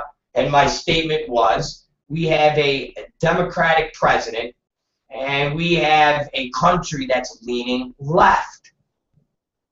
And right now, having a giant mass surge on pornography is not something that would fit on somebody's national agenda. But that could change just like that. Because in a billion years, nobody ever thought that after having 8 years of great prosperity under Bill Clinton and Al Gore, that Al Gore would lose to George Bush. And nobody ever thought, after 4 years of having George Bush lie us into war and have thousands and thousands of soldiers being killed, that anybody would vote that retard in office for the second time. But they did. So, anything's available when it comes to politics, and to say that we could never get a Republican president, and let me tell you this, let's just say, for the sake of argument, Hillary Clinton doesn't win the White House and we get a Republican president. And what happens, which everybody's predicting, which the Republicans are going to take the Senate. Do you realize that you could have a Republican president, a Republican House, and do you realize you could have all three branches of the federal government controlled by Republicans? You gonna tell me that they wouldn't go after porn again? Okay? Now, you tell me who knows what the fuck they're talking about. A bunch of fucking Mike South posters and Mike South himself, the king of lies, or Rob Black, who's been through this for, I don't know, since I was 8, and did time for pornography. Sat there and watched this unfold. Once again, Dottie, you have no idea what you're talking about. You're a nobody. Your family's a nobody. Your associates are nobody. And I emailed you 10 minutes ago, and I'm still waiting for a reply. You're a bitch punk. You're a fuck. Okay? Now, after Dottie talks about me being afraid that someone's going to look at my records, and then I might have to spend a couple hours getting processed till my lawyer shows up, because the big bad government wolf is going to get ya. Once I just prove this fucking asshole has no idea what you're talking about, we'll now go to something so bizarre. Because what it sounds like this motherfucker's talking about is a friend of theirs being a pedophile. Just listen to this. How about arrests for waiting at a crosswalk with a stranger who also happens to be a felon? That's the kind of prior restraint my buddy, the geezer lawyer, not only squashed, but proactively fought to create laws so it didn't happen anymore. So now Dorothy's saying that their buddy is a lawyer who fought and created laws so that a felon who was standing next to a stranger didn't get arrested. What the fuck is this? And then they go to try having your dad locked up for the weekend when the cops automatically assume something other than what it was. A restaurant owner's kid offering a hungry kid a meal. Before he had his shower, he found me and asked how the kid was and said, "Don't be afraid to do it again. 3 hots in a cot are better than she's got these days." What the fuck? It's like a felon, a stranger, a child, and a dad, and being hungry. Sounds like pedophilia. It's what the fuck does any of that cryptic statements mean? Come on, you guys. Come on, am I this fucking retarded? Seriously, am I this fucking retarded? Let me read this again. Let me read this again. How about arrests for walking for wait a minute. How about arrests for waiting at a crosswalk with a stranger who also happens to be a felon? So what she's saying is, you're sitting at a crosswalk, you're just minding your own business, and somebody next to you that you don't know happens to be a felon. And the police just show up and they arrest that person because he's standing next to a stranger. So what Dorothy's saying is, in this fucking imaginary time of her and her friend, people who were felons, when they got out of jail, they couldn't be around people. What the fuck is this person saying? Seriously, that's what this person's saying. What she's saying is, anybody that went to jail, when they got out of jail, they had to go to this imaginary place called Alone Island. they actually had to go to the Fortress of Solitude where Superman was. No, they did. So when you got out of prison and you were like, hi, I just was released from prison. Not real sure what time, but Dorothy's telling us about this time that, you know, when you got released out of prison, guess what happened? You had to go put yourself in the Fortress of Solitude, because if you were standing next to any strangers, you would be arrested. For what? For assuming something other than it was. What? What? Wait a minute. It's like, this is like the rambling comments from a fucking lunatic, man. From a mentally deranged person. Let's think about this. Let me just say this one more time. All right, Rob Black, because I assume all this is referenced to me. So, again, this lunatic has no idea what they're talking about, or they wouldn't have wrote this email to me. So, after this person says, okay, it makes me sick. I can't tell you how it makes me sick to see the way free speech gets tossed around like it's the latest cheap novelty accessory. Rob Black, are you afraid someone might look at your records? Are you afraid you might have to spend a couple hours getting processed till your lawyer shows up because the big bad government wolf is going to get you? Well, hey, Dottie, I could give two shits about anybody looking at my records, because when they were looking at people's records, I was the one that told everybody they ain't going to put you in fucking jail. You have a certain amount of time to produce any record that you don't have. Tell the government to fuck themselves. Secondly, afraid you might have to spend a couple hours getting processed till your lawyer shows up? Well, Dorf, I spent more than a couple hours, and my lawyer never showed up. My lawyer never even wrote to me, you fuckstick. How's that, Dorf? Okay, matter of fact, Dorothy, hold on, you fucking piece of shit. You fuck. Here we go, Dorothy. This is a good one. Hold on. Let me get the old trusty calculator out. We have, let's see, 30. Just make it easy. 30 times 12. Okay. Let's see. Oh, wait a minute. I'm wrong. 30 times 10. It's 300. 300 times, oh, God, 24 equals. You know what, Dorf? How about this, asshole? I didn't spend a few hours waiting for my lawyer.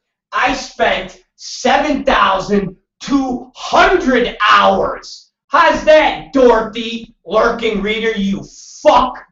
I spent 7,200 hours. What have you done, Dorth? Huh? Huh, Dot? Come on. Huh?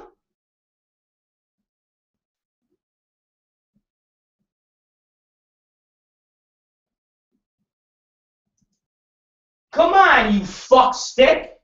Tell me. Tell me. Tell me. How many hours have you spent in prison? How many? Because mine wasn't just a few hours waiting for my lawyer. Mine was 7,200 hours. Okay. Thank you. Thank you, Dottie. Thank you, big old Dottie. So after Dottie says that to me, they then, okay,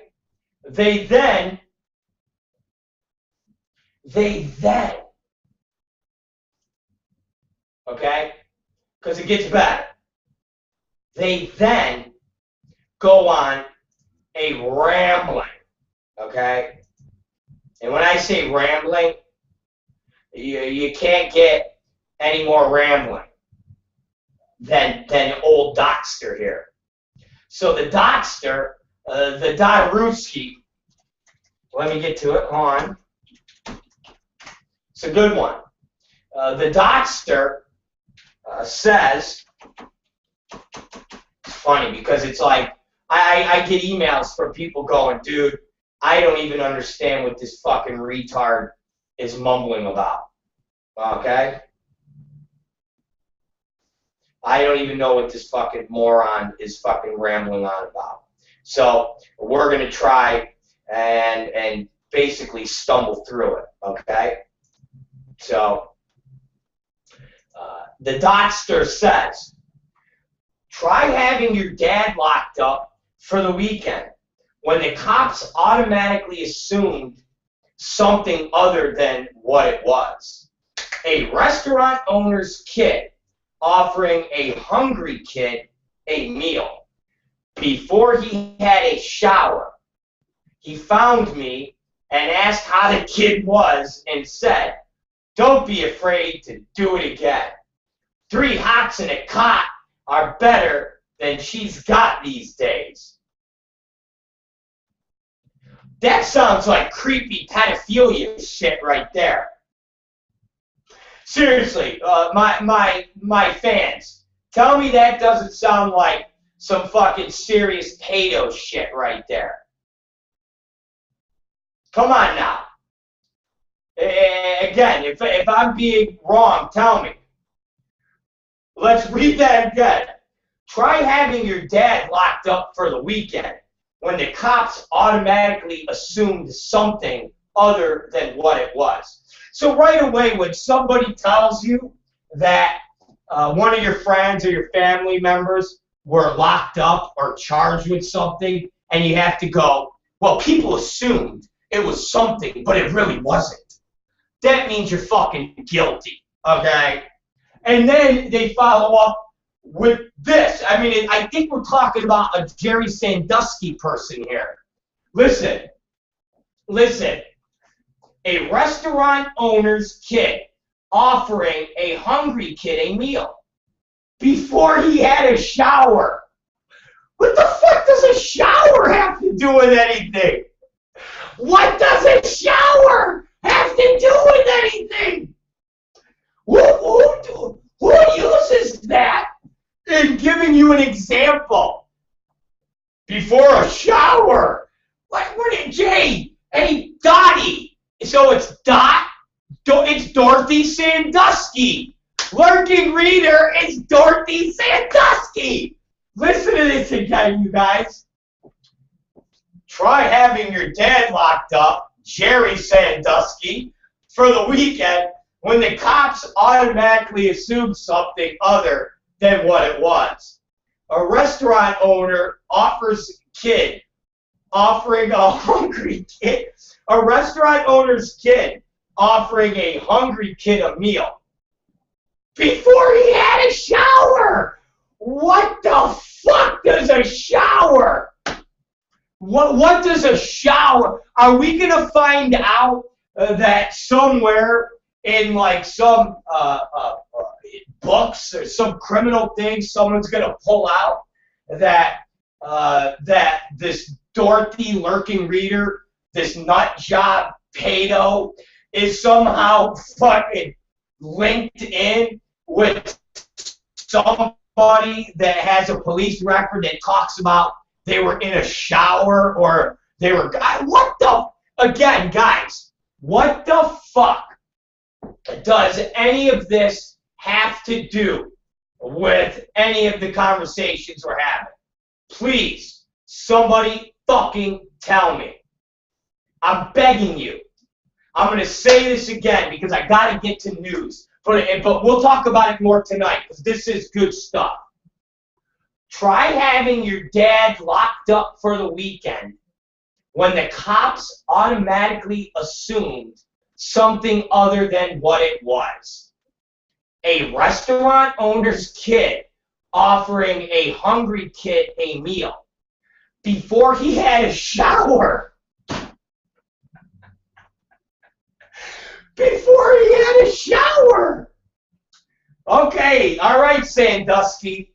Before he had a shower, he found me, and then we showered together, and then he asked how the kid, I don't even know. I gotta read it one more time. Try having your dad locked up for the weekend when the cops automatically assume something other than what it was.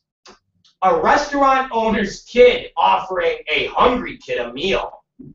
Before he had a shower, he found me and asked how the kid was and said, "Don't be afraid to do it again. 3 hots and my cock are better than she's got these days." 3 hots and my cock in the shower are better than what this little cunt's got these days.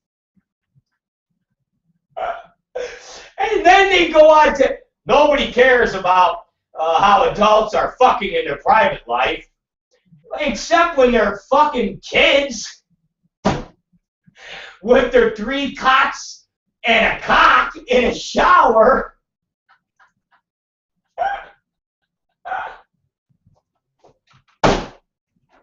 Oh my God! I gotta say, wait, guys. Try having your dad locked up for the weekend when the cops automatically assume something other than what it was. Guilty number 1. That is indication number 1. That is, hey, I was over at, I was near the preschool, okay, but it wasn't what it looked like, okay? It wasn't what it looked like. What it looked like. You were there in front of the preschool with your hands in your pants, looking like you were jerking off. Okay, I was in front of the preschool with my hands in my pocket, but that motion you saw me doing was fumbling around for change. I was fumbling around for loose change so I could see if I had enough to take the bus, okay? Okay, bro. I got ya. Is that the same thing as Jerry Sandusky just educating boys and giving them hugs? And there's nothing wrong with hugs or even showering with boys, because there's nothing wrong with showering with boys. That's perfectly fine.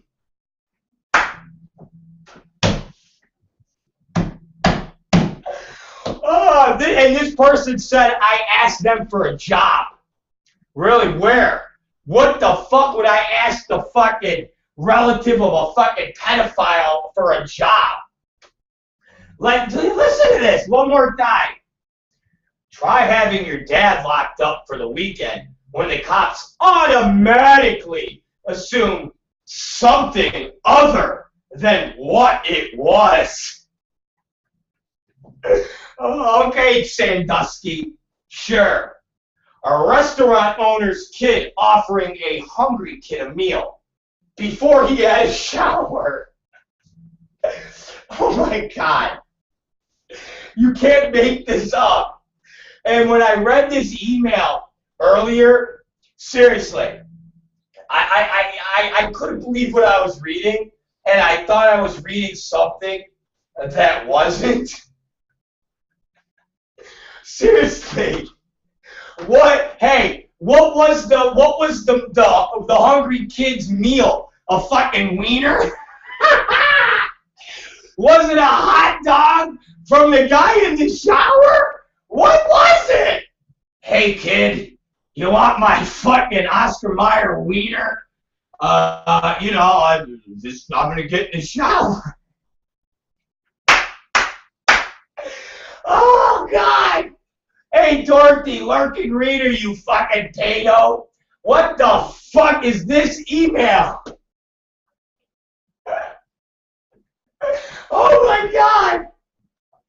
Try having your dad locked up. This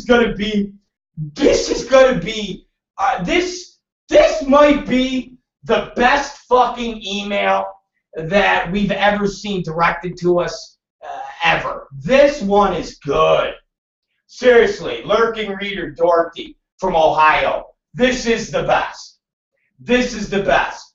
again, hey man, I know it looked weird that I was in front of the preschool with my hands in my pockets, but I wasn't jacking off to little kids. Well, what were you doing? I just happened to be doing something, and you automatically assume something other than what it was. You just, okay, I'm sorry, bro. It looked like you were jerking off to kids. Sure, okay, sure. You just assumed something other than what it was. All right, I'm sorry. Continue with your story. Just a restaurant owner offering a hungry kid a meal before he had a shower. Before he had, bro, what are you talking about before he had a shower? Why are you talking about a shower? Why is a shower involved in offering the hungry kid your fucking wiener? Oh, man. Oh, God, okay, I'm sorry. Oh,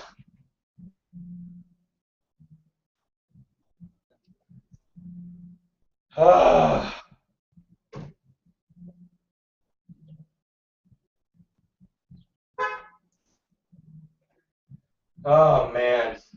Okay. Whew. Please, you guys. You guys are killing me.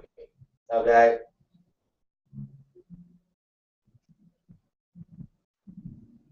Oh, you guys are killing me. So, okay. Just one more. Let me read it one more time, and then I gotta get to Katie Summers' news. One more time. Try having your dad locked up for the weekend when the cops automatically assume something other than what it was. A restaurant owner's kid offering a hungry kid a meal before he had a shower. He found me and asked how the kid was and said, "Don't be afraid to do it again. 3 hots and my cock are better than she's got these days."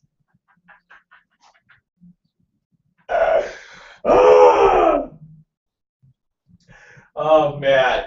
And then they end with, again, stuff that has nothing to do with anything. Nobody cares what or how adults are fucking in their private life. Just like I heard yesterday, times are different now. Somewhere, somehow, somebody is going to have to be appeased. STI, like the rat that shut down the New York City Dunkin' Donuts, are part of living in the big city. If you want to stay open, you've got to control your vermin. Hiding them isn't good enough, because sooner or later they come out to play. Thanks to those who came before us, speaking my piece doesn't require appeasing you. What the fuck is that? And so they go from talking about showering with girls and feeding them their wieners to a rat with a sexually transmitted.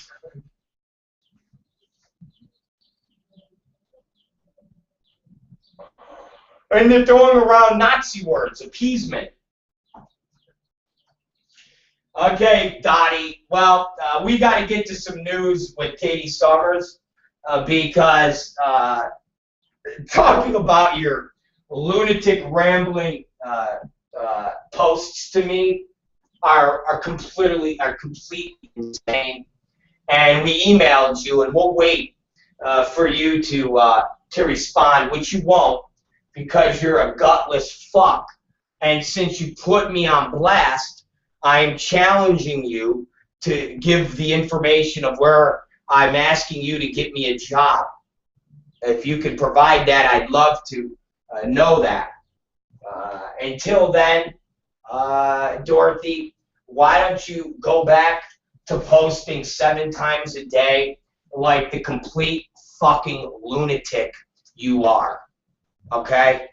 And save your rambling, pedophilia-filled posts for the comment section where you guys comment about Twisty's fucking competitions and girls that didn't fucking win because Manwin wanted their own contract girls to win, and you people are fucking outraged.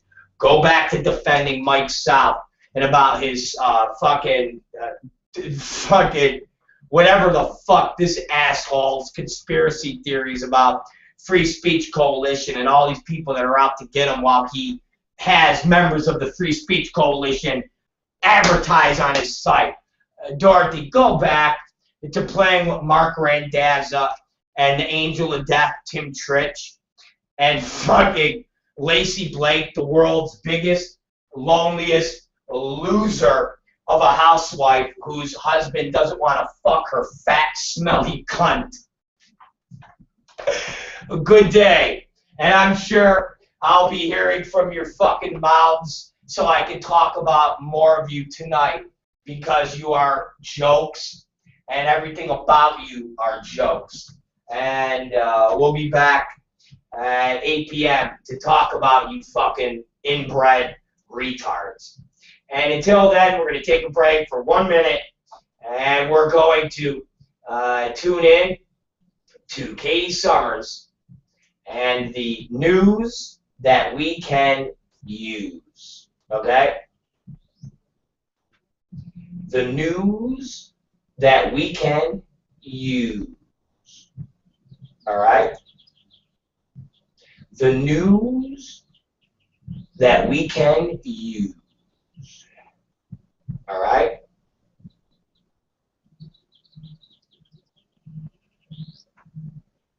The news that we can use. Okay? The news that we can use. All right. Okay, here we go. It's the Rob Black Show, and we'll be back in a couple fucking minutes. Oh, man. Oh, God, it's a fucking joke. Fucking joke. Anyways, here we go. It's rock and roll, baby. Rock and roll. You guys want to hear a porn conversation with Samantha Sin? Yeah, she's a genius. Blast from the past. Be right back. Oh, hello. Hi. How are you? Hi, how are you? What's your name? Samantha Sin. Alright, Samantha. Come on in. Okay. Shut the door. Is it cold out there? Very cool. Really? Oh, here, walk that way. Because I got the call that you needed some medicine. So here, that's, don't worry about him. He's a medicine provider. Okay. Come sit. Come sit. Sit down. Okay. So it's cold out there, huh? Very cool. Yeah. Is it raining? Oh, that's LA for you. Yeah. It's fucking LA for you. What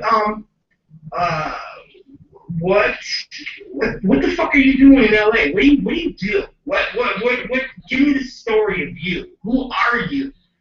What do you want to do with your life? Wow, you're getting deep. Well, I'm from Arizona, and I come out here to work. And Come out here to work. to work. Okay. How old are you? 22. You're 22. You're still very young. Yeah. Did you grow up in Arizona? Yes, I Oh, you did? Mhm. So you're straight from Arizona. do. Straight from there. You were born in Arizona. Born and raised, yeah. Really?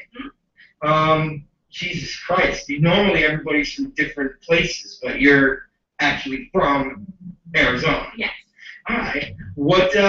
How long have you been doing this? Working Working.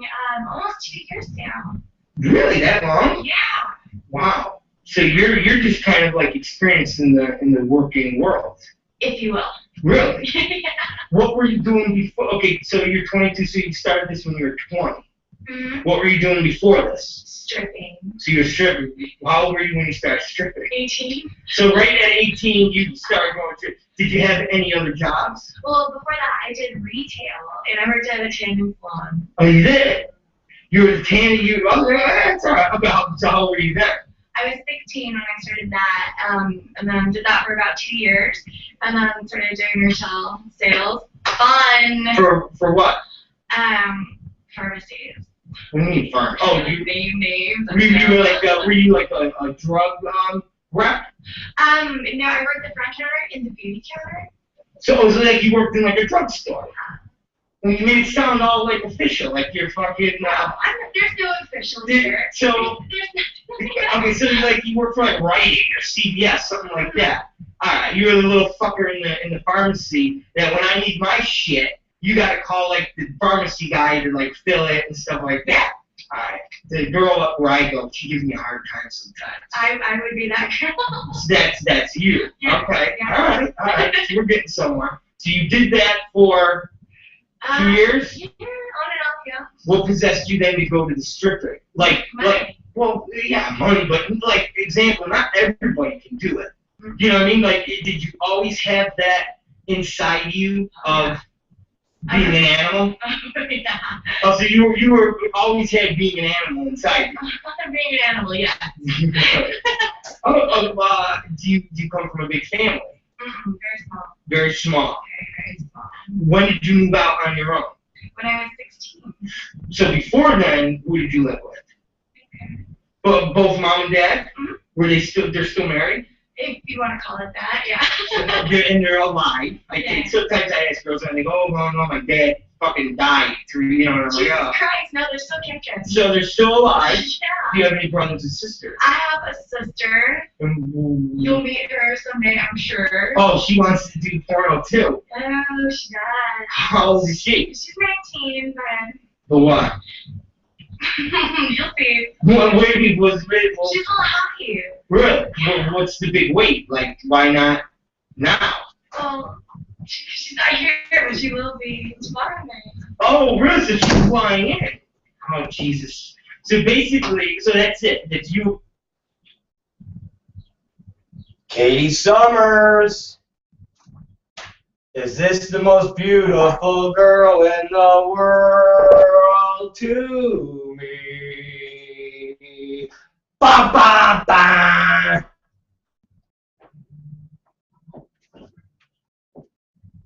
Well, Katie Summers, let's give the special intro to the most beautiful girl in the world, and let's take it away with the news we can use. Dun, dun, dun.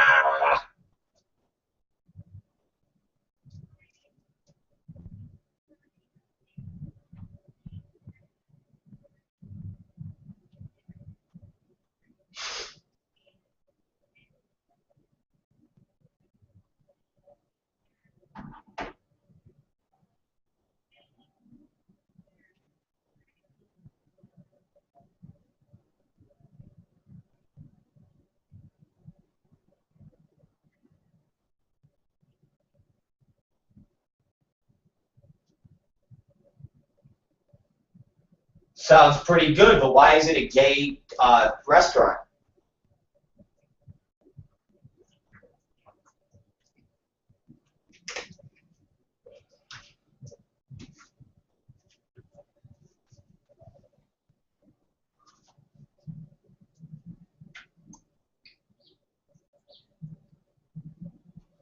Not bad. What's it called? The Chicken Hawks?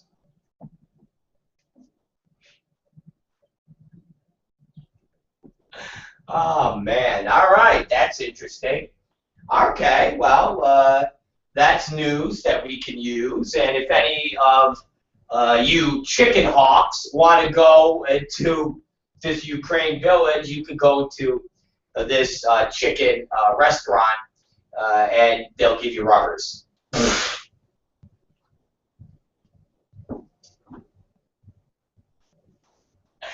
Love it. All right, give me something else. I'm feeling newsy today.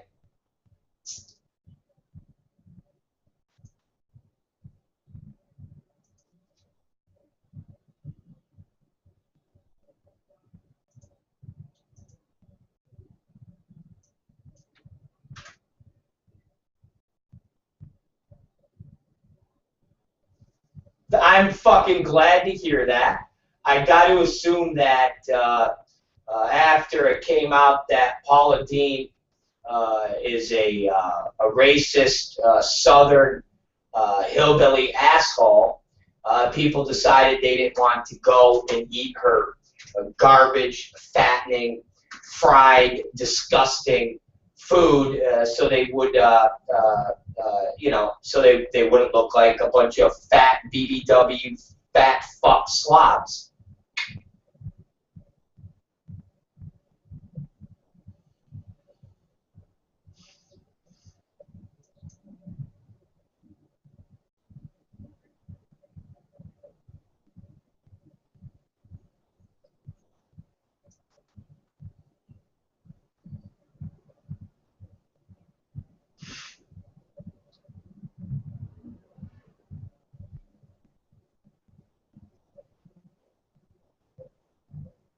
You are true, and that is pretty goddamn funny. So Paula Deen's restaurant was actually in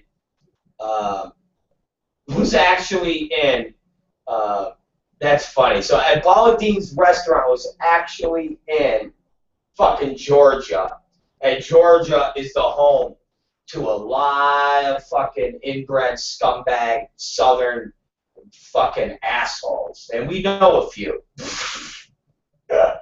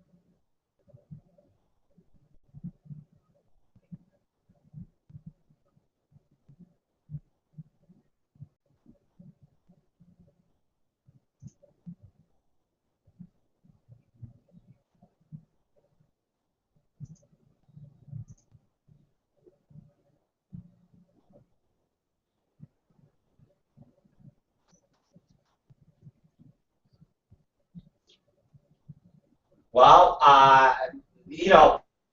Colorado is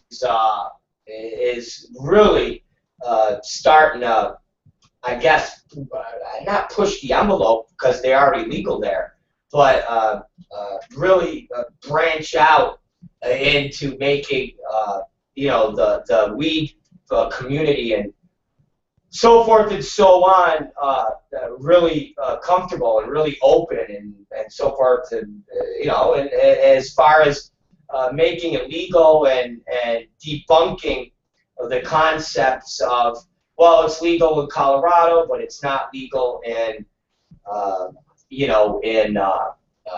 over as far as the federal landscape is concerned. And Colorado is really just starting to put it out there that, hey man, it's fucking illegal in Colorado.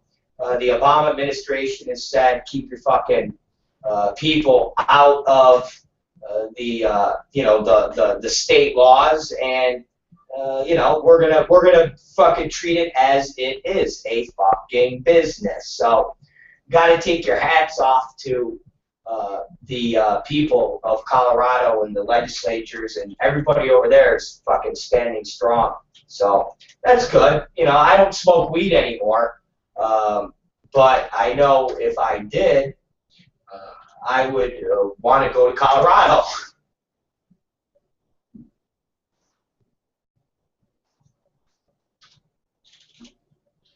Fuck yeah.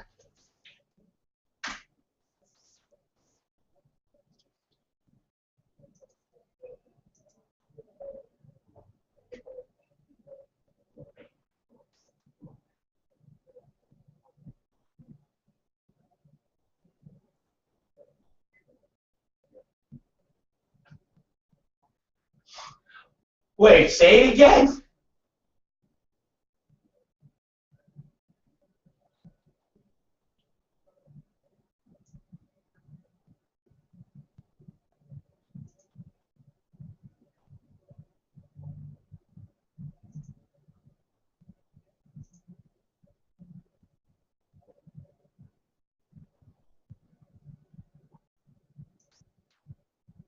When the fuck?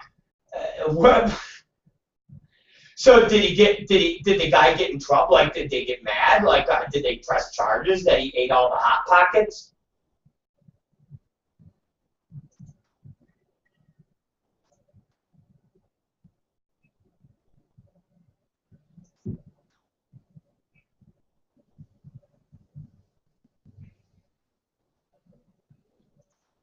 That's pretty funny. Come on, that's pretty funny.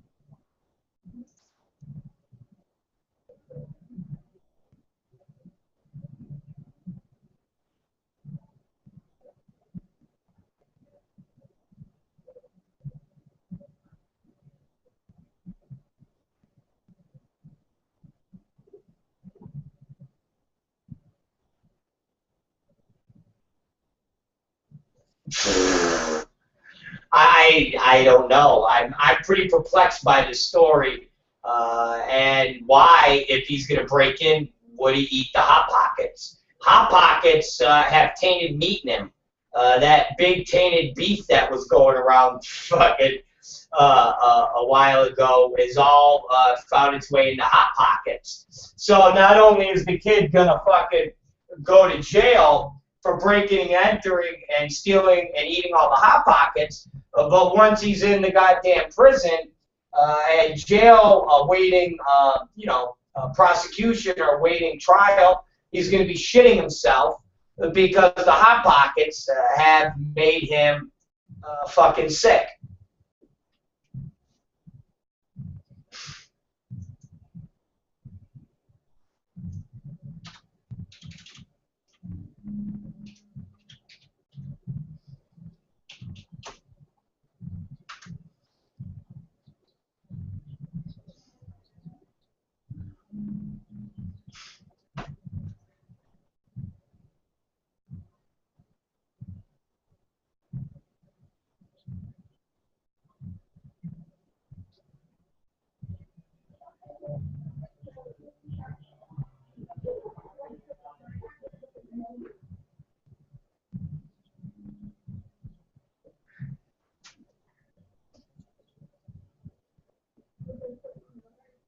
Uh, you're definitely out of control.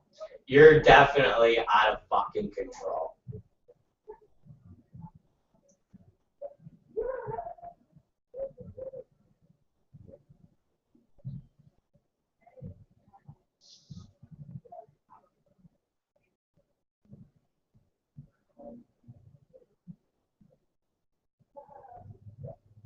Wait, say it again?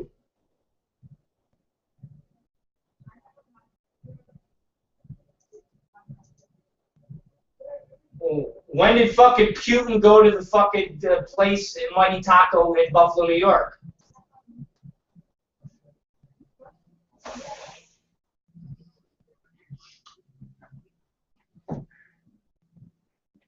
That is so stupid. That is so stupid. That's it's funny, but yet it's stupid. Because what if Putin didn't want to go to Mighty Taco? What if Putin said, "I will go to America, but I would never go to Buffalo because Buffalo smells and it sucks"? Like, why is Mighty Taco so arrogant to think that Putin would ever want to go to their fucking shitty taco stand? Not that I'm sticking up for Putin, but I just find it extremely presumptuous that this taco stand in fucking Buffalo would say that. Why not Rigo's Tacos out here in the valley? I would think that Rigo's Tacos would be far more belligerent in their stance of not wanting of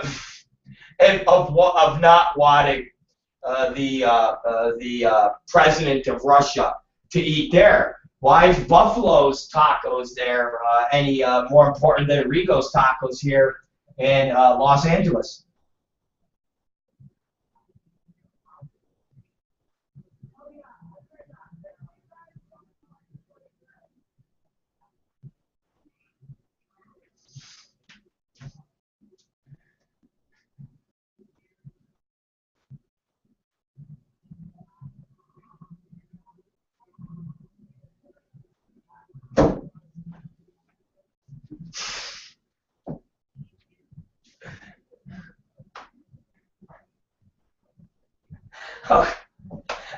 Well, that was my point. My point was, why does the Buffalo taco stand feel that they are so important that they can invoke a ban on Putin? And what makes them feel that Putin would even want to go to their shitty taco stand and not come to LA and eat at one of our taco stands?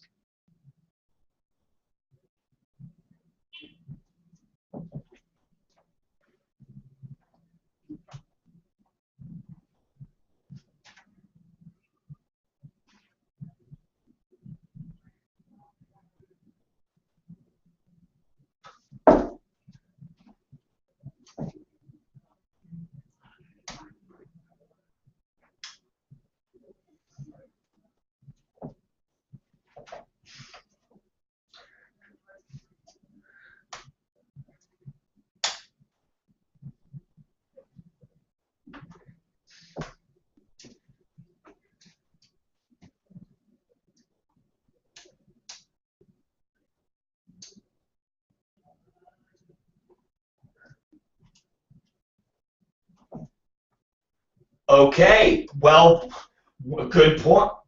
Good point.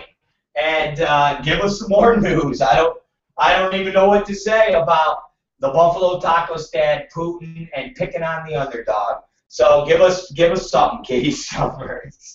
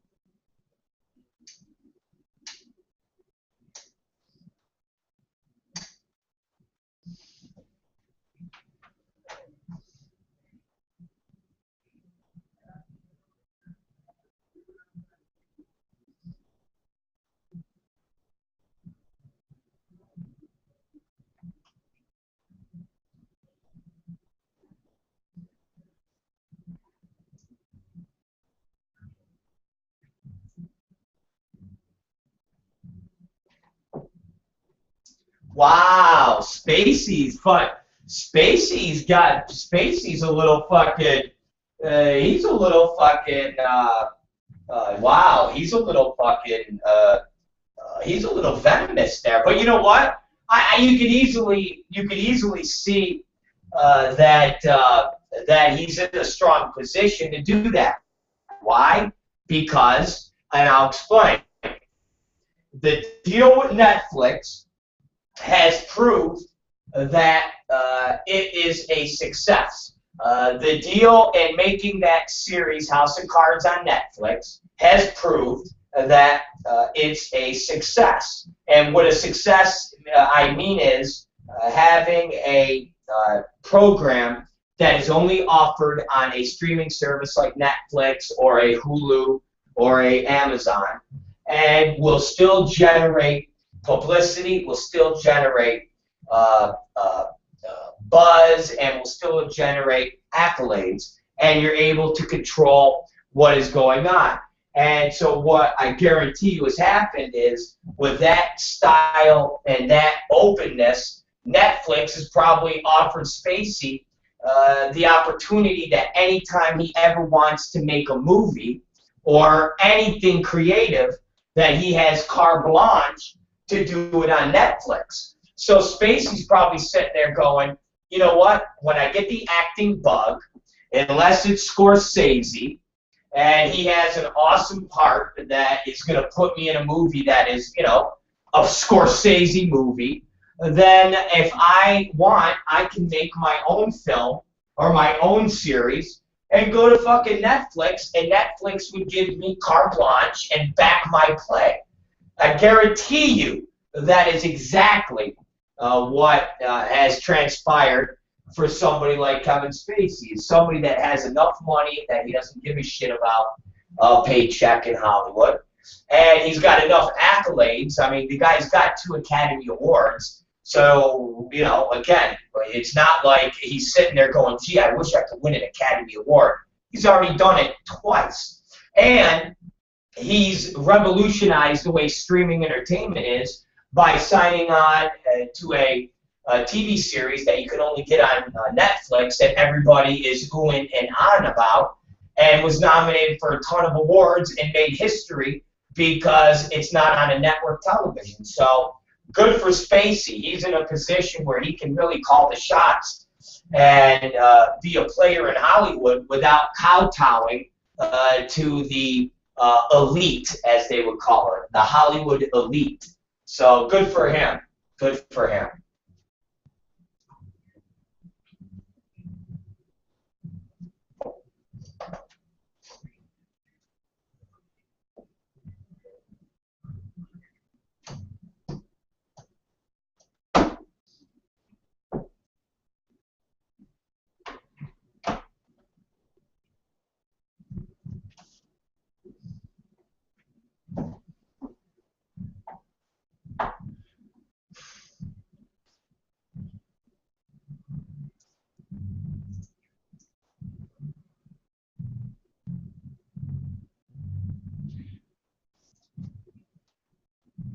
There you are. Give me some more news we can use.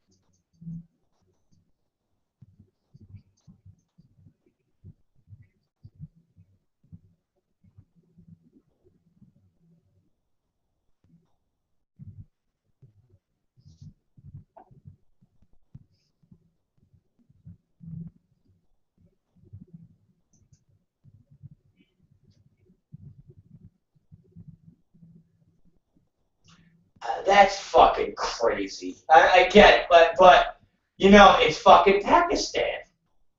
I mean, seriously, it's fucking Pakistan, and nothing is surprising when it comes to anything in Pakistan. And seriously, me and you watched TV. We watched the slave trade in Pakistan. That was all in Pakistan. The fact that they still enslave children at 6 and 7 years old. So yeah, no, I mean you can't be surprised over anything that happens with Pakistan. They're fucking nuts. They're fucking nuts in Pakistan. End of story.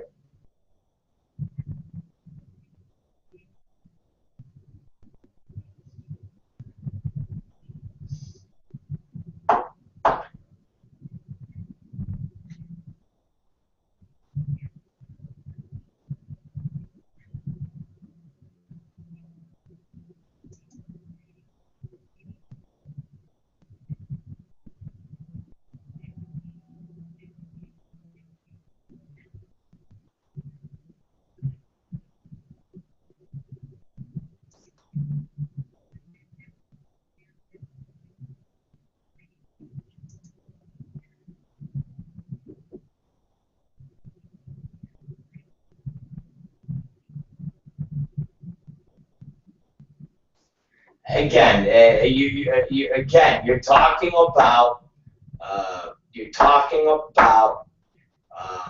the goddamn fucking Pakistanis who are really just sitting there waiting.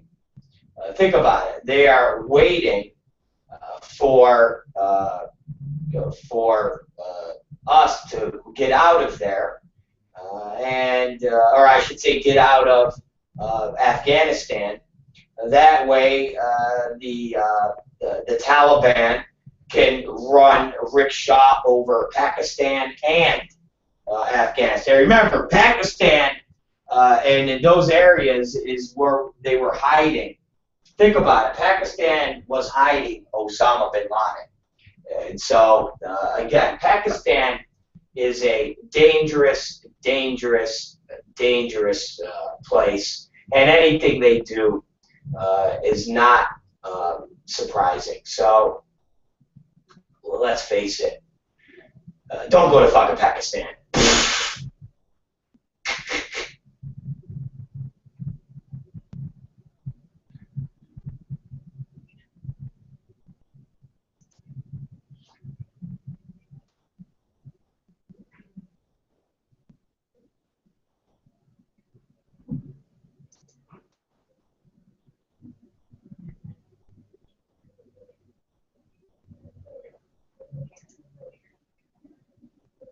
Yeah.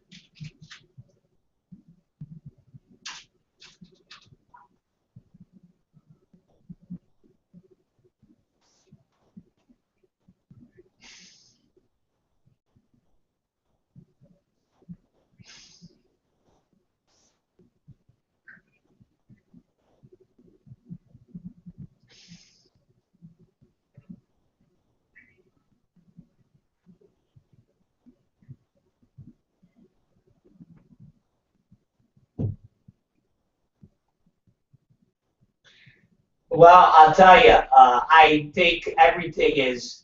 Um, I think everything is definitely um, on the table when it comes to what's going to happen with the Late Show, because the whole concept of the Late Show and it being in New York was solely because of David Letterman. I mean, the whole gimmick was Letterman, and the whole gimmick was New York, and Letterman would always make references to the city, and he would say, he would a lot of times open the show and say, you know, hi, I'm Dave Letterman. This is, you know, fuck it, whatever, late night with Dave Letterman. He would do a thing and say, here we are in New York, City. The city's so nice they named it twice.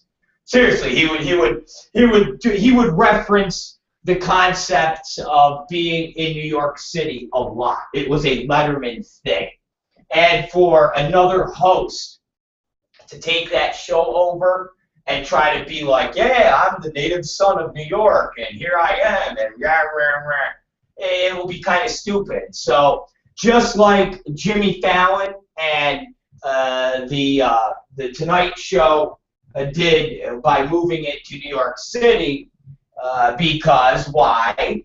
Rockefeller Plaza, Saturday Night Live, you know, 30 Rock, you know, the whole concept, Lauren Michaels, everything that they do is in New York City.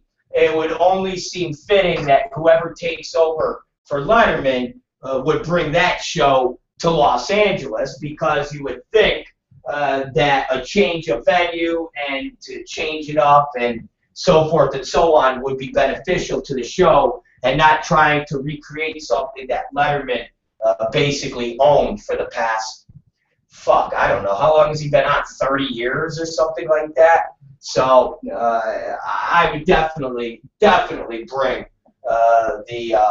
the Late Show with Letterman to Los Angeles, 100%. Especially if you're going to do something with Chelsea Handler. And Chelsea Handler is a you know, a native, and it would be cool. And basically, we lost the Tonight Show with Leno, because remember, that whole concept was always based on the studios at Burbank, the studios at Burbank, the studios at Burbank. Well, that's gone, and so now we need to get somebody else out here, and it would be cool, especially if they did a studio, not in Burbank, but you do it in Hollywood. You know, you do it somewhere where it has some historical referencing to the fact that this is Los Angeles, and this is the greatest city in the world. Woo!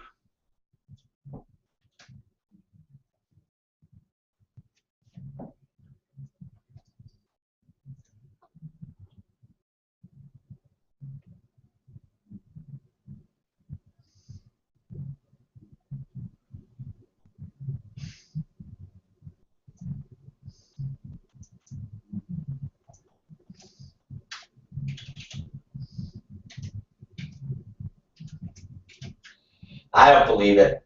I don't believe it. Uh, uh, I think Chelsea Handler is on the top. That's why she made the announcement last week that she was not going to renew her contract with the E! Entertainment Network.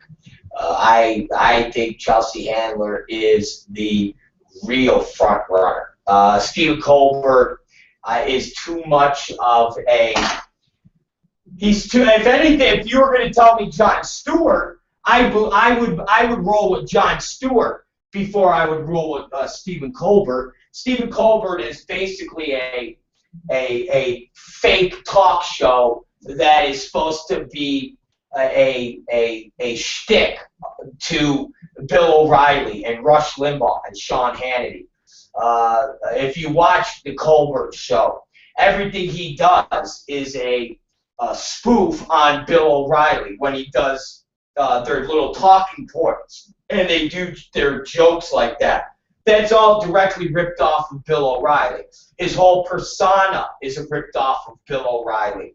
It's a gag. It's a joke. That's the concept. The fact that he looks at each different camera and, tonight and that's all Bill O'Reilly. That's all Republican talking point talk shows that they do. So, no, that's just people trying to steer away from the fact that Chelsea Handler, I feel, has already been anointed to be the person that's going to take over. And everything just came too coincidental for her not renewing her contract and Letterman retiring. So it all happened within 4 days of each other. That doesn't happen out of the fucking blue.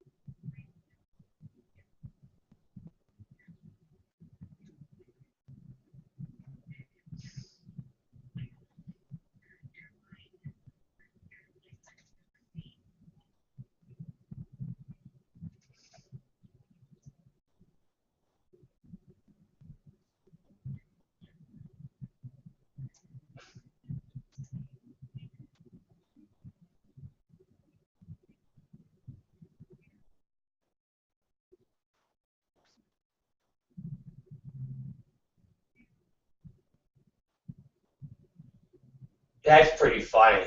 So it's pretty bad, huh?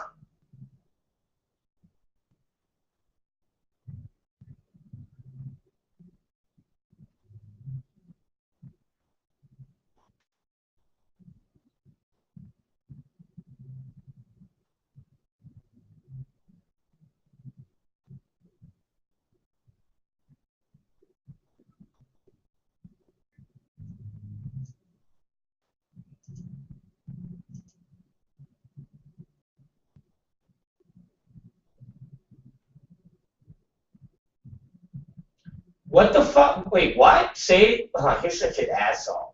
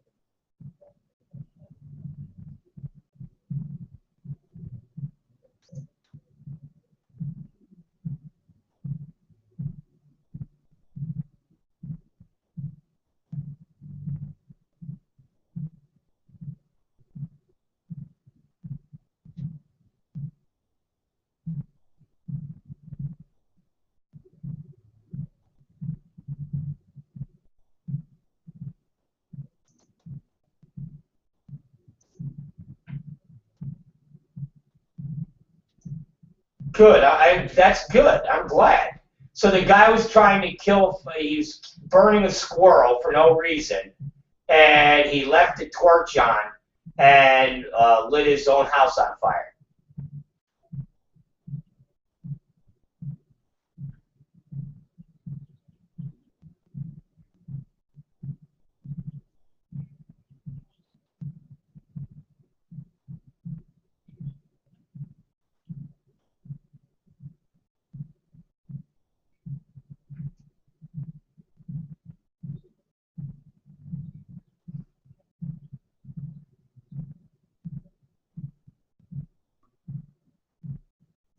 I'm fucking glad. I'm glad. You should be eating a fucking squirrel. Not because squirrels are cute and cuddly, but squirrels are dirty, nasty fucking varmints that a human being should not be fucking eating unless they were stranded in the fucking wilderness and they were starving to death and they hadn't eaten for 3 fucking weeks. Then you eat a squirrel. But if you're a fucking functioning human being that is part of this normal society, you don't fucking eat a squirrel. Go eat a piece of fucking chicken. Go eat a piece of fucking ham. Go eat a piece of fucking beef. Don't eat a fucking dirty, nasty squirrel, you inbred hillbilly motherfucker. I'm glad your fucking house burned down. Thank you.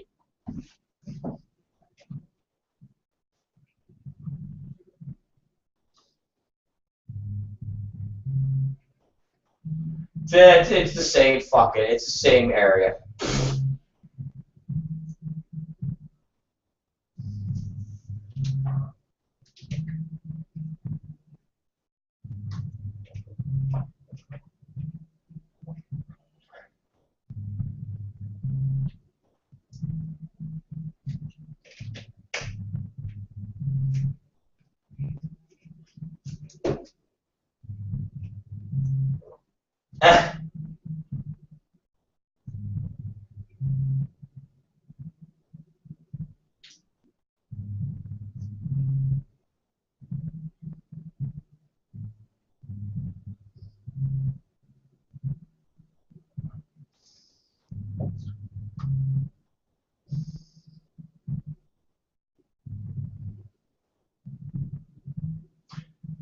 Well, go get on.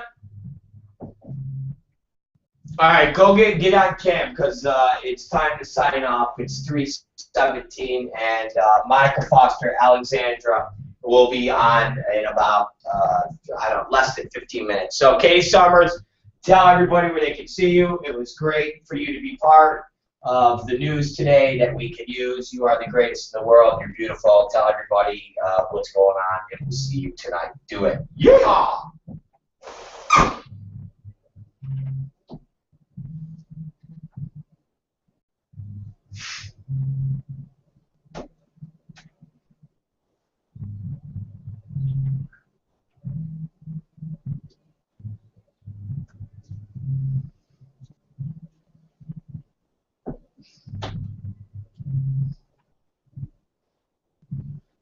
Every All right, ladies and gentlemen, that is it. And Katie Summers is off. We are done, and we're signing off. So, Alexandra, you heard Katie Summers. Can you please, when you start your broadcast today, can you pray to Jesus Christ himself in the sky, big G's, okay? Not the G's that Kanye West talks about, but the other G's, the Lord and Savior G's, that Katie Summers makes lots and lots and lots of money. It's the Rob Black Show. We're signing off.